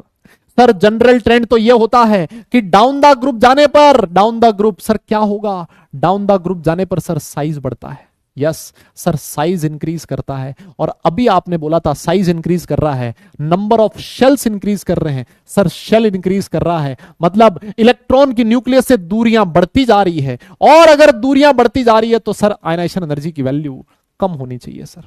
सर जनरल ट्रेंड तो ये कहता है सर, है ना। जनरल ट्रेंड तो ये कहता है सर, लेकिन जनरल ट्रेंड पे जेई में क्वेश्चन नहीं पूछा जाएगा मेरे भाइयों। जनरल ट्रेंड में जेई पे क्वेश्चन नहीं आएगा। क्वेश्चन किस पे पूछा जाएगा? विद एक्सेप्शंस, है ना। ये जो आपने एक्सेप्शंस लिखे हैं ना, क्वेश्चन इन्हीं पे आता है। सबसे बढ़िया चीज तो यही है, क्वेश्चन कहां से आता है? एक्सेप्शन से आता है ना। सर क्या एक्सेप्शन है, फटाफट बता दो जरा। आइए मैं बात करता हूं सबसे पहले ग्रुप नंबर 1 की, है ना। आओ देखो, देखे आपसे ऑर्डर पूछा, लिथियम ली ना करे रब से फरियाद, है ना। फरियाद, है ना, एफआर। फरियाद रेडियो एक्टिव होता है, मैं इसको इंक्लूड नहीं कर रहा हूं, है ना। फरियाद रेडियो एक्टिव होता है। फ्रेंसियम इसको इंक्लूड नहीं कर रहा हूं बिकॉज इसकी आयनाइजेशन एनर्जी के बारे में एनसीईआरटी ने कुछ नहीं लिखा है ना। लिखा ही नहीं है कि इसकी आयनाइजेशन एनर्जी कितनी होती है। वैसे कुछ बुक्स लिखती है लेकिन आयनाइजेशन एनर्जी एनसीईआरटी ने नहीं लिखी, इसलिए मैं नहीं लिख रहा हूं या इंक्लूड नहीं कर रहा हूं, ठीक है। ऑल राइट सर, आपको क्या लगता है आयनाइजेशन एनर्जी में क्या होना चाहिए? आपका दिल क्या कहता है? आपका दिल ये कहता है सर डाउन द ग्रुप जाने पर साइज बढ़ेगा, और अगर साइज बढ़ेगा तो आयनाइजेशन एनर्जी इंक्रीज करनी चाहिए। मैंने कहा बिल्कुल इंक्रीज करेगी, कोई एक्सेप्शन नहीं है। ग्रुप 1 में दिल खोल के लगा दो, कोई दिक्कत नहीं आएगी, है ना। ग्रुप 1 में कोई दिक्कत नहीं है। अगर फ्रेंसियम आएगा भी तो वो सबसे लास्ट में आएगा, कोई दिक्कत नहीं है, कोई एक्सेप्शन नहीं है, कोई लफड़ा नहीं है। समझ गए मेरी बात को? कोई लफड़ा नहीं है भाई, कोई लफड़ा नहीं है, कुछ टेंशन नहीं। अच्छा सर ग्रुप 2 में क्या होगा? ग्रुप 2 में देखो कौन कौन एलिमेंट आता है। बेटा मांगे कन्या सुंदर, वाह। बेटे की शक्ल तो नहीं है कन्या सुंदर वाली, लेकिन फिर भी नाइक कारनामे हैं। शक्ल का तो कोई बात नहीं, लेकिन भैया काम तो अच्छे हो। बेटा मांगे कन्या सुंदर और बाप रोए भाई, है ना। कारनामे देख के बाप को रोना ही आएगा। सर इसमें क्या लग रहा है आपको? मैंने कहा देखो भाई, होना तो ये चाहिए था कि डाउन द ग्रुप जाने पर, डाउन द ग्रुप जाने पर साइज बढ़ रही है, और अगर साइज बढ़ रही है तो फिर लफड़ा होना चाहिए था सर। क्या? कि आयनाइजेशन एनर्जी बढ़नी चाहिए, कम होनी चाहिए। तो मैंने कहा बिल्कुल सही बात है, लेकिन सर इसमें थोड़ा सा लोचा है। थोड़ा सा लोचा क्या है ना, मैं आपको बता देता हूं। बेरिलियम, मैग्नीशियम, कैल्शियम, स्ट्रोंसियम, यहां तक कोई दिक्कत नहीं है। सिर्फ रेडियम का आयनाइजेशन एनर्जी बेरियम से ज्यादा हो जाती है, बस ये लफड़ा है सर। सर इतना सा दिक्कत है बस, और कोई दिक्कत नहीं है सर। हल्का सा एक्सेप्शन यही आया है कि रेडियम जो है वो आगे आना चाहिए था, लास्ट में आना चाहिए था। इसकी आयनाइजेशन एनर्जी सबसे कम होनी चाहिए थी, लेकिन ये आगे आ गया। कोई मुझे लॉजिक बता सकता है ऐसा क्यों हुआ? है भाई, किसी का दिल क्या कह रहा है? मतलब क्या क्या हो सकता है इसमें? क्या रीजन हो सकता है, ऐसा क्यों हुआ? यस यस यस, क्या लग रहा है? आपका दिल क्या कह रहा है? क्या लॉजिक हो सकता है, क्या रीजन हो सकता है कि रेडियम आगे आ गया, बैरियम पीछे चला गया? क्या लग रहा है जी?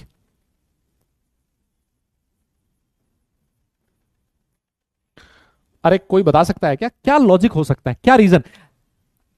क्या क्या क्या क्या क्या? F, penetration penetration penetration, yes, poor shielding effect, बहुत बढ़िया, गजब गजब, बहुत शानदार। सर बेरिलियम क्या होता है? देखो कॉन्फ़िगरेशन होता है 2s2, है ना, noble gas 2s2।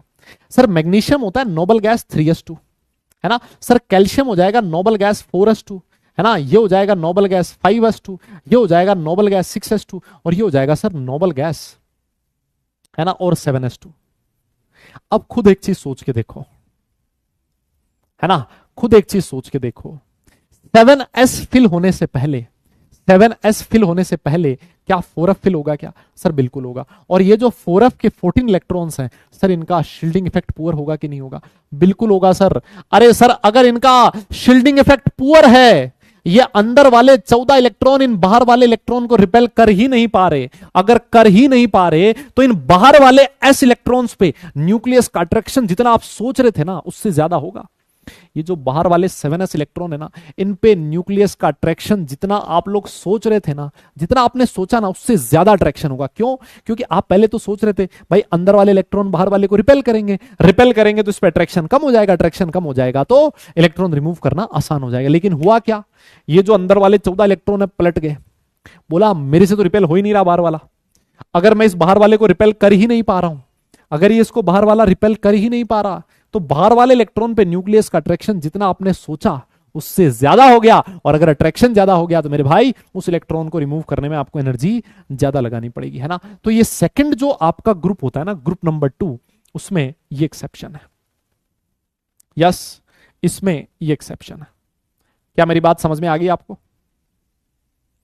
Yes yes yes,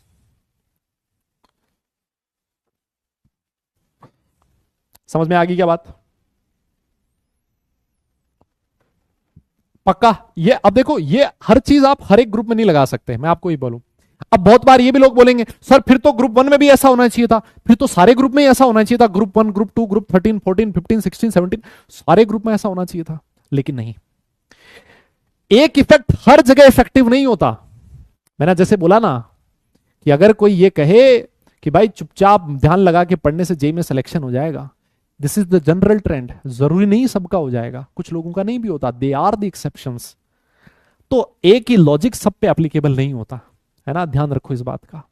तो एक ही चीज को हर जगह नहीं लगाना, हर जगह नहीं लगाना, इसीलिए तो रिवीजन की जरूरत पड़ती है। यस, इसीलिए तो रिवीजन की जरूरत पड़ती है। जितना रिवाइज करोगे उतना इनऑर्गेनिक केमिस्ट्री तुम्हें फायदा पहुंचाएगा। आओ जी सर, एक तो ये एक्सेप्शन है, संभाल लोगे क्या इसको? सर इसको संभाल लेंगे सर, आप टेंशन मत लो सर, संभालने में माहिर है हम, संभाल लेंगे सर इसको। फिर मैंने कहा चल ठीक है, अगर तूने संभाल लिया ना तो फिर तू आगे आ जा और नॉर्मल एलिमेंट्स की बात कर लेते हैं। और ये मतलब नॉर्मल एलिमेंट्स में ही ग्रुप 2 ग्रुप वाइज बात कर रहे थे हम लोग, है ना। अभी ग्रुप की बात कर रहे हैं, ग्रुप 1 की बात होगी, ग्रुप 2 की बात हो गई, आगे चलता हूं और मैं बात करता हूं ग्रुप नंबर 13 की। सर ये जो ग्रुप नंबर 13 है ना सर, ये बहुत परेशान करता है ना, बहुत ही परेशान करता है सर। लेकिन ग्रुप 13 बहुत इंपॉर्टेंट है भाई, है ना। ये इसमें इतने सारे एक्सेप्शन है ना ग्रुप 13 में, पूछो मत। सर ग्रुप 13 में कौन कौन आता है जल्दी से बताइए। सर आएगा बोरोन, फिर उसके बाद एल्यूमिनियम, बैंगन, आलू, गाजर, ऑन, इन और थैला, यही होता है ना। इसमें मैंने आपको रेडियस का ऑर्डर बताया था, याद है आपको? मैंने आपको रेडियस का ऑर्डर बताया था। रेडियस सबसे ज्यादा किसकी थी? बोरोन की थी। फिर उसके बाद रेडियस में कौन आया था? सर गैलियम आया था। नहीं सर, उल्टा लिख रहे हो आप। बोरोन के बाद कौन आ गया था? गैलियम। गैलियम के बाद कौन आ गया था? एल्यूमिनियम। एल्यूमिनियम के बाद इंडियम, और इंडियम के बाद थैलियम। सर ये वाला ऑर्डर था किसका? रेडियस का, है ना। ये वाला ऑर्डर रेडियस का था, ठीक है। अब अगर आप आयनाइजेशन एनर्जी की बात करोगे ना, अगर आप आयनाइजेशन एनर्जी की बात करोगे तो देखना इसमें भाई लोचा ही लोचा है, गजब लफड़ा है इसमें। आयनाइजेशन एनर्जी जो है ना, बोरोन की सबसे कम, फिर आएगा एल्यूमिनियम, ठीक है सर, यहां तक तो समझ में आ रहा है। फिर आएगा आपका गैलियम। अरे सर उल्टा मत लिखो ना, आप उल्टा लिख रहे हो, मतलब सबसे आगे कौन आएगा? बोरोन, है ना। बोरोन के आगे आता है थैलियम। क्या बात कर रहे हो सर? मैंने कहा हाँ, बोरोन के आगे आ गया थैलियम। फिर कौन आएगा? फिर आएगा सर गैलियम, फिर आएगा सर एल्यूमिनियम, और फिर आएगा सर इंडियम। अरे सर ये क्या कर दिया आपने? आपने तो मतलब बहुत गजब काम कर दिया, मतलब है जी, बहुत जबरदस्त काम कर दिया भैया, देख रहे हो आप? अरे देखो तो सही सर, देखो इसमें दो जगह लफड़ा हुआ है सर। एक जगह तो लफड़ा ये हुआ है, गैलियम की जो आयनाइजेशन एनर्जी है ना, वो एल्यूमिनियम से ज्यादा हो गई। मैंने कहा यार ये तो सही है, मतलब ये तो ज्यादा होना ही चाहिए था, बिकॉज एल्यूमिनियम की साइज बड़ी थी, और अगर साइज बड़ी है तो इसकी आयनाइजेशन एनर्जी कम होगी। ये तो लॉजिक काम में आता है ना, ये तो लॉजिक काम में आता है, क्योंकि हम लोग पहले ही पढ़ चुके हैं ये चीज। गैलियम जो है उस केस में हम लोग क्या करते थे? हम लिखते थे poor shielding of 3D electrons, है ना। सर यहां 3D के जो इलेक्ट्रॉन्स हैं उनकी शील्डिंग इफेक्ट बहुत कम है, और पुअर शील्डिंग की वजह से आउटर इलेक्ट्रॉन पे न्यूक्लियस का अट्रैक्शन काफी कम है, और सर अगर अट्रैक्शन कम है तो आयनाइजेशन एनर्जी ज्यादा होगी। सर इसमें तो कोई लफड़ा ही नहीं है, ये तो हम लोग पहले ही पढ़ चुके हैं, है ना। लेकिन सर आप तो एक बात बताओ, सर ये साला थैलियम जो है, रेडियस इसकी इतनी ज्यादा थी, सबसे ज्यादा रेडियस थी, सर ये मतलब यहां कैसे आ गया? इसकी आयनाइजेशन एनर्जी कितनी ज्यादा कैसे हो गई? इसकी आयनाइजेशन एनर्जी इतनी ज्यादा कैसे हो गई? तो भैया कोई लॉजिक बताएगा मुझे? आपका दिल क्या कह रहा है? हां कोई लॉजिक बताएगा मुझे, क्या लग रहा है आपको? हैं जी, जल्दी बोलो जल्दी बोलो, किसी का दिल क्या कह रहा है? क्या रीजन हो सकता है? जल्दी बोलिए जनाब, क्या रीजन हो सकता है? क्या कहते हो आप?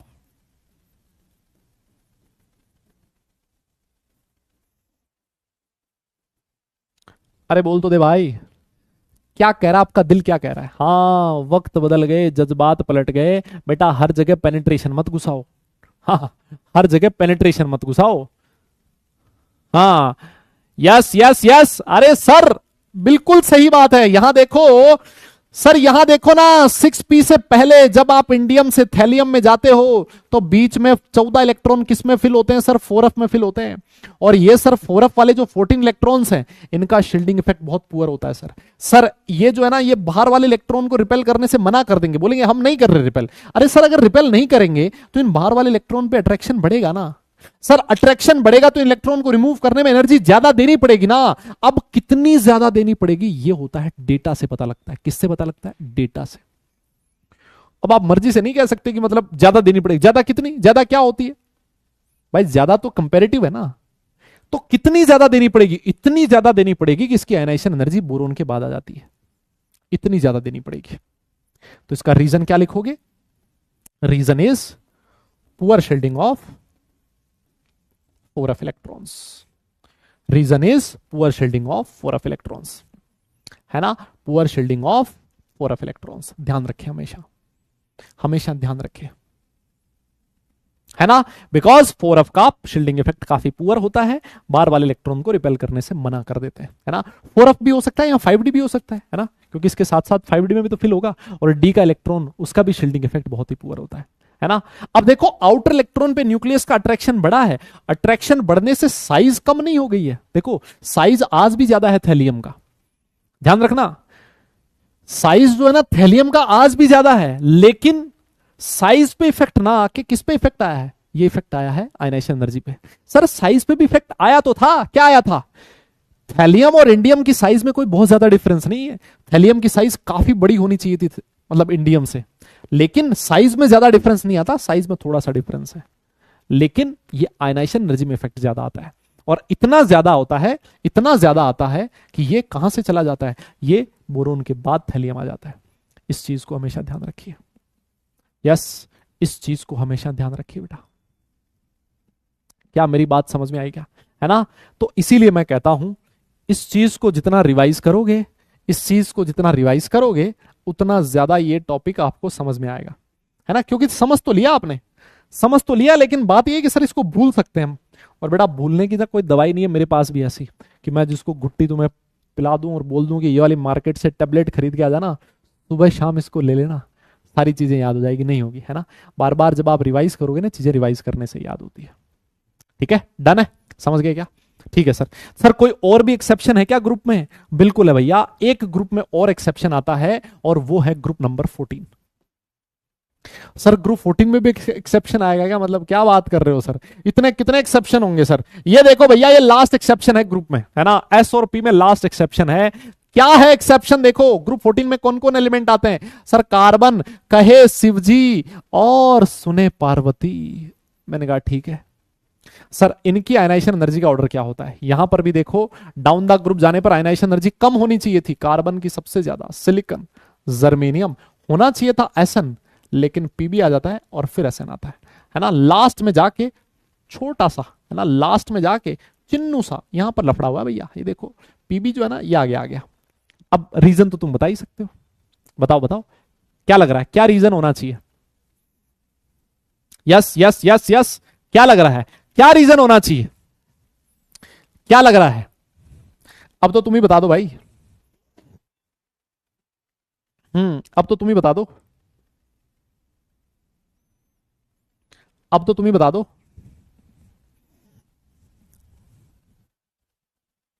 क्या लग रहा है। बस सर सेम ही लॉजिक है, यहां पर भी जो पीबी है सर, यहां poor shielding of 4f electron लगेगी। सेम सेम लॉजिक है जो अभी थोड़ी देर पहले लगाया था, है ना।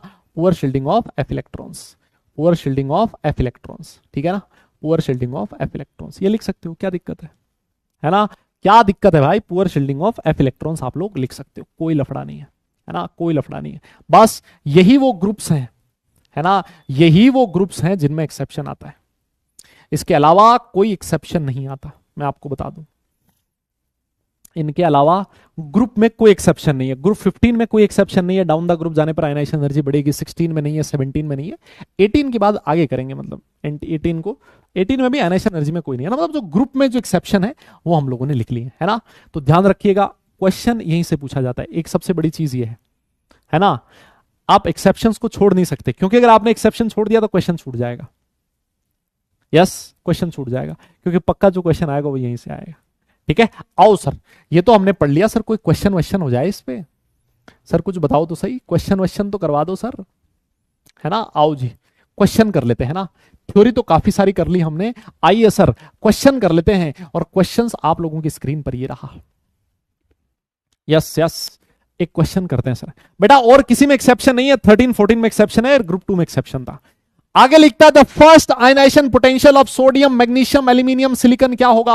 अभी थोड़ी देर पहले लिखवाया था, सोडियम का सबसे कम, फिर कौन आएगा एल्यूमिनियम, फिर कौन आएगा मैग्नीशियम, और सबसे लास्ट में कौन आएगा सिलिकॉन। अभी थोड़ी देर पहले लिखवाया ना भाई, ये सेकंड पीरियड है ना। नहीं सर ये सेकंड पीरियड नहीं है, ये थर्ड पीरियड है सर। अरे तो थर्ड पीरियड में अभी लिखवाया तो था, एक्सेप्शन एल्यूमिनियम और मैग्नीशियम में आता है सर। मैग्नीशियम जो है ना वो 3s2 होता है, और यहां 3s2 3p1 होता है सर। पेनिट्रेशन किसका ज्यादा होगा, 3s का ज्यादा होगा सर। अभी तो करवाया आपने, यस सर अभी तो करवाया आपने। अरे बोलो ना कौन से ऑप्शन में है, कौन सा ऑप्शन करेक्ट दिख रहा है। सोडियम, सोडियम के बाद एल्यूमिनियम आना चाहिए, सोडियम के बाद एल्यूमिनियम आना चाहिए, किसी ऑप्शन में नहीं है क्या, क्या बात कर रहे हो। ये रहा सर, ये देखो ना ऑप्शन नंबर ये रहा। सोडियम के बाद यहां मैग्नीशियम लिखा है, लेकिन मैग्नीशियम की एल्यूमिनियम से भी ज्यादा, देखो मैग्नीशियम जो है ना वो एल्यूमिनियम से भी ज्यादा है, और सिलिकॉन जो है वो एल्यूमिनियम से भी ज्यादा है। बहुत बढ़िया, ऑप्शन नंबर ए करेक्ट है सर। आसान है सर ये तो, बोलो बोलो सर ये तो आसान लग रहा है क्वेश्चन। अरे हाँ ना तो बोल दो भाई, आसान है कि नहीं, इजी लग रहा है ना, पक्का ना इजी है, ठीक है सर ये तो बहुत आसान है। आगे चलिए फिर, अगर ये आसान है तो एक बढ़िया क्वेश्चन करवाने जा रहा हूं, बढ़िया क्वेश्चन है ना। एक बढ़िया क्वेश्चन आप लोगों की स्क्रीन पर ये रहा, एक बढ़िया क्वेश्चन आप लोगों की स्क्रीन पर ये रहा। अभी तक देखो जो भी मैंने आयनाइजेशन एनर्जी करवाई है ना, अभी तक जो भी आयनाइजेशन एनर्जी मैंने करवाई है, उस आयनाइजेशन एनर्जी में हमने अगर कुछ भी नहीं लिखा ना, इसका मतलब फर्स्ट आयनाइजेशन एनर्जी की बात होती है। कौन सी, फर्स्ट आयनाइजेशन एनर्जी। अगर उसको सेकंड आयनाइजेशन एनर्जी या थर्ड आयनाइजेशन एनर्जी पूछनी होगी तो वो स्पेशली मेंशन करेगा, जैसे यहां मेंशन किया है सेकंड आयनाइजेशन एनर्जी। अगर नहीं मेंशन किया उसने कुछ भी, दादा कौन सी मानोगे, उसको मानोगे फर्स्ट। कौन सी मानोगे, फर्स्ट मानोगे। यस कौन सी मानोगे, फर्स्ट मानोगे। लेकिन अगर उसने मेंशन कर दिया सेकंड आयनाइजेशन एनर्जी, तो सेकंड की बात करनी है। डन है। ऐसे क्वेश्चंस को कैसे करें, जैसे मान लो सेकंड आयनाइजेशन एनर्जी पूछे, थर्ड आयनाइजेशन एनर्जी पूछे, फोर्थ आयनाइजेशन एनर्जी पूछे, ऐसे क्वेश्चंस को कैसे किया जाए।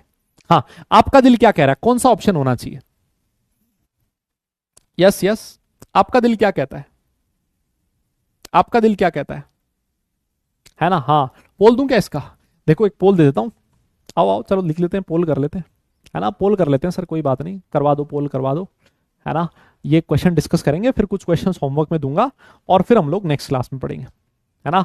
हाँ करवा दो सर, पोल करवा दो इसका, देखना कितने लोग निपटेंगे इसमें। मैं बता रहा हूं भाई कई लोग निपटेंगे इसमें, कई लोग निपटेंगे, मैं गारंटी दे सकता हूं। हाँ कई लोग निपटेंगे भाई, कई लोग निपटेंगे, मैं बता रहा हूं। ये क्वेश्चन खा जाएगा कई लोगों को, कईयों को खा जाएगा भाई, कईयों को खा जाएगा ये क्वेश्चन, पक्का है, मेरी गारंटी है।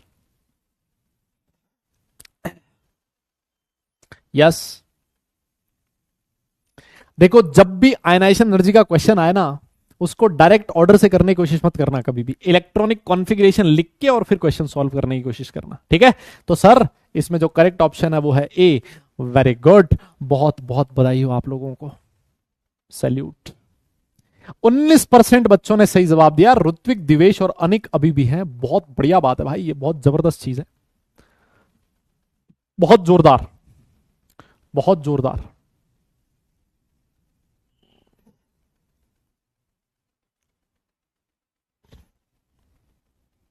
हाँ जी, अरे बोलो बोलो, क्या मेरी बात समझ में आई आपको, क्या मेरी बात समझ में आई आपको। Yes yes yes yes yes. आपकी चैट क्यों नहीं दिख रही मुझे, क्या हो गया, ये क्या लफड़ा हुआ है भाई। एक मिनट रुकना बेटा, एक मिनट रुकना, एक बार देखना लॉग आउट कैसे हो गया इसमें।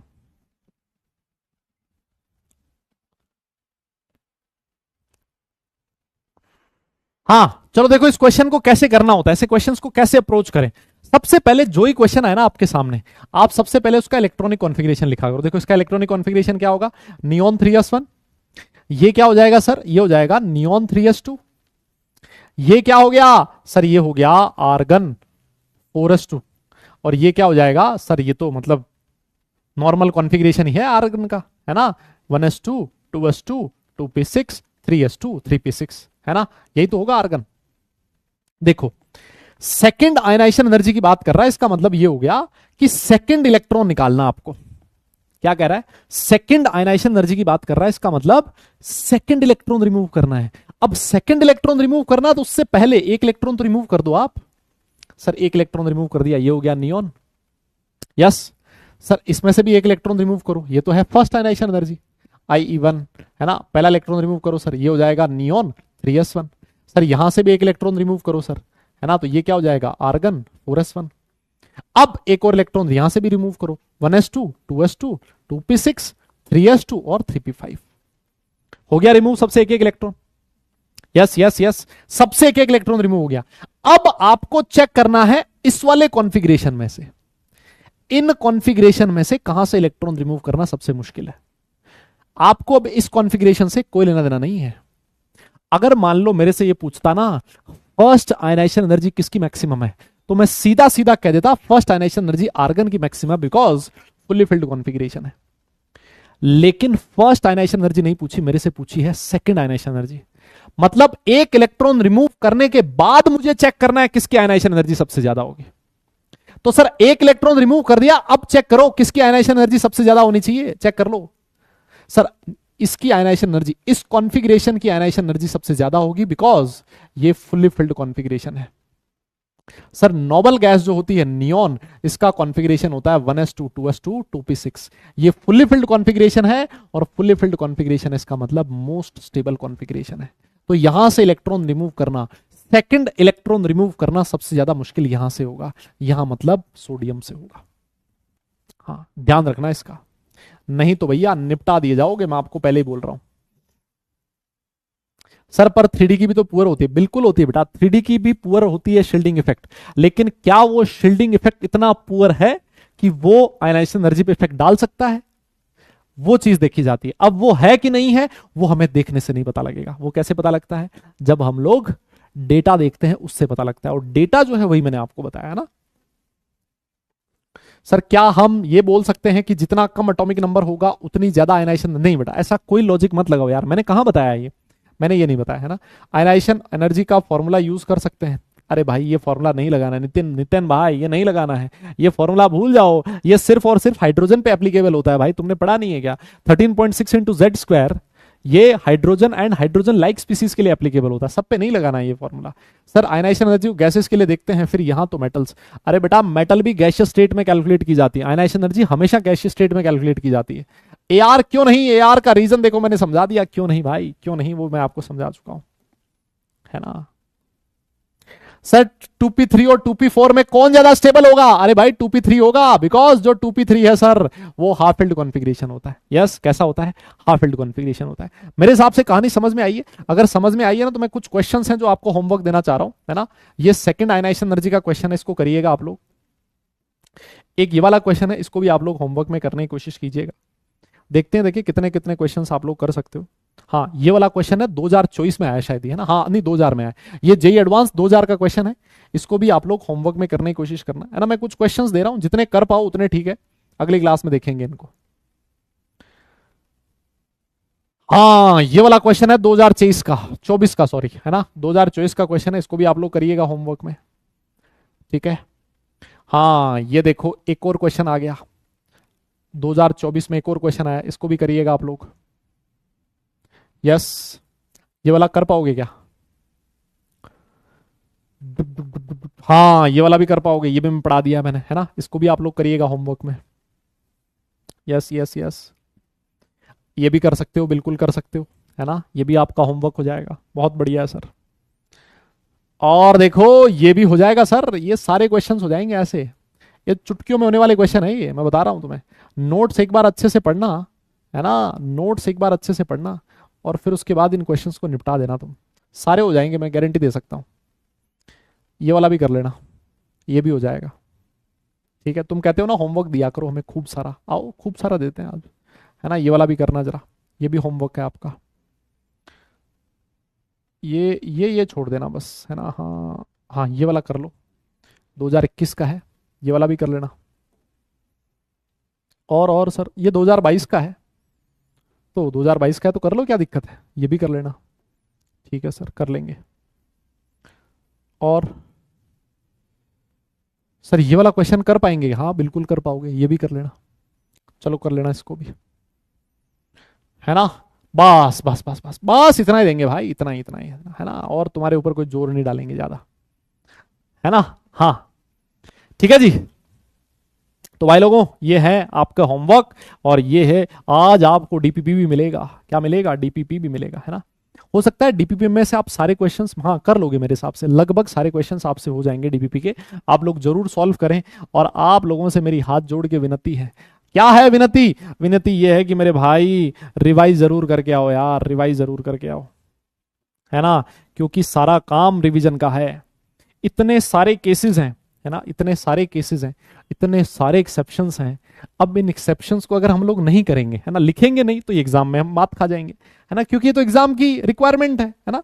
अगर मान लो, अगर कोई आपसे कहता है कि भाई ये वाली चीजें हैं, ये इतनी पढ़नी है, इतनी पूछी जाएगी, वो गलत बात है बेटा। कुछ भी पूछी जा सकती है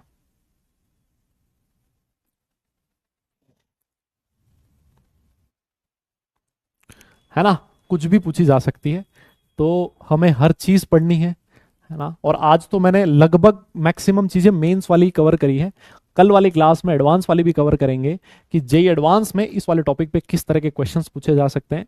कुछ और एक्स्ट्रा चीजों की जो हमें जरूरत पड़ेगी वो हम लोग करने वाले हैं, ठीक है ना। तो अब एक ही उपाय बचता है हमारे पास कि सर इतनी सारी चीजों को याद रखने का तरीका क्या है? सिर्फ और सिर्फ एक ही तरीका है, रिवाइज करते रहिए, रिवाइज करते रहिए, रिवाइज करते रहिए, है ना। जितनी बार आप चीजों को रिवाइज करोगे, उतना ही ज्यादा चीजें याद होंगी और उतने ही ज्यादा क्वेश्चंस आप लोग कर पाओगे, है ना। तो सबसे इंपॉर्टेंट चीज इनऑर्गेनिक केमिस्ट्री में है रिवीजन। यस, सबसे इंपॉर्टेंट चीज क्या है? रिवीजन, है ना। भले ही आप लोग क्वेश्चन की प्रैक्टिस 5 क्वेश्चन कम कर लो, 10 क्वेश्चन कम कर लो, लेकिन रिवीजन करना बहुत जरूरी है। यस, रिवीजन करना बहुत जरूरी है, ठीक है जी। यस, तो खत्म करें क्लास, क्लास कर दे खत्म।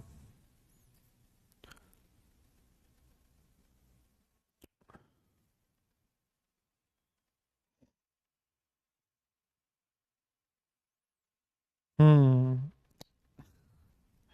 मतलब डिमांड थोड़ी कम किया करो भाई, इतनी सर। देखो अब तुम्हारी डिमांड क्या होती है पता है? सर चैप्टर जब आप क्लास खत्म करते हो तो उससे पहले समरी दिया करो। सर आप नई क्लास स्टार्ट करोगे ना कल, उससे पहले रिकैप दिया करो। अरे तो भाई समरी और रिकैप में चला जाएगा तुम्हारा आधा पौन घंटा, तो फिर पढ़ोगे कब? है? अरे महाराज पढ़ोगे कब अगर समरी में इतना टाइम निकाल दोगे तो, है ना। तो ये रिकैप और समरी के चक्कर में मत पड़ो भाई। ये सिर्फ टाइम तुम्हारा खराब करने वाली चीज है ना। ये वेल्लों का काम है, जब जब चीजें पढ़ाने को कम है तो समरी भी, ये भी भाई, इससे मैं तो मतलब इत्तेफाक नहीं रखता हूँ, है ना। अब जो जेई का बच्चा है भाई, वो आज वाली चीज को अगर रिवाइज करके नहीं आएगा, कल मैंने उसको रिकैप दे भी दिया, तब भी क्या फायदा है? अगर वो नहीं पढ़ गया रिकैप में, पूरा टॉपिक थोड़ी पढ़ा दूंगा। अब मैं 15-20 मिनट पुराना पढ़ाऊंगा, फिर उसके बाद क्लास खत्म होने से पहले 15-20 मिनट उसका रिकैप दूंगा, तो भैया क्लास तो खत्म हो गई, है ना। कोई फायदा नहीं है हमारे पास भाई। बहुत सारी चीजें हैं पढ़ने को, ध्यान रखो इस बात का, है ना। हाँ बहुत सारी चीजें हमारे पास, नहीं कर पाएंगे भाई, मैं तो नहीं कर पाऊंगा, हाँ सही बता रहा हूँ। हाँ ना, पढ़ के आया करो आप लोग। हम्म, ठीक है। तो चलिए फिर लास्ट में 2 लाइन सुना दें आप लोगों को। किसी का बर्थडे था ना आज, किसका जन्मदिन है बताइए जरा। हाँ हाँ हाँ हाँ। किसका जन्मदिन है भाई आज? किसका था जल्दी बताओ। कोई कह तो रहा था, कई बार लिख तो रहे थे, sir today is my birthday. कौन है वो बर्थडे वाला? हाँ, बर्थडे पे 2 लाइन डेडिकेट कर देते हैं उसको। कौन है बर्थडे वाला? जल्दी बताओ। अरे बोलो। अब कोई नहीं है मतलब, है कोई? हो ना, है ना, हाँ हाँ। अच्छा, इतने सारे लोग आज ही पैदा हुए हैं क्या? घर वालों ने मुहूर्त देख के देखा है क्या? कोई बढ़िया मुहूर्त था क्या आज? ये पंडित जी से निकलवाया हो कि मतलब इस दिन बच्चा पैदा हो तो बढ़िया रहेगा? अच्छा अच्छा अच्छा। चलो ठीक है, जिसका बर्थडे है उसके दिल की मतलब दर्द मान लो या फिर जो भी मान लो, सुनो जरा क्या कहता है वो, है ना। हाँ, अब फिर मत कहना कि सर मेरा नहीं था, है ना। अब मत बोलना कोई भी, वापस कोई नहीं बोलेगा कि सर मेरा नहीं था। क्या कहता है वो, सुनो मेरी बात, है ना। जैसे मान लो 5-4 लोग बैठे हैं, तो जिसका जन्मदिन है वो जन्मदिन वाला बंदा ये कहता है कि मेरे बस में नहीं वरना कुदरत का लिखा हुआ काटता। क्या कह रहा है कि मेरे बस में नहीं वरना कुदरत का लिखा हुआ काटता, और तेरे हिस्से में आए बुरे दिन कोई और काटता। मतलब कितनी बड़ी बात कह दी उसने, है ना। सुनना गौर लगा के, और वापस मत बोलना मेरा जन्मदिन नहीं था आज। कहता है कि मेरे हिस्से में, मेरे बस में नहीं वरना कुदरत का लिखा हुआ काटता, और मेरे तेरे हिस्से में आए हुए बुरे दिन कोई और काटता। लारियों से ज्यादा बहाव था उसके हर एक लफ्ज में।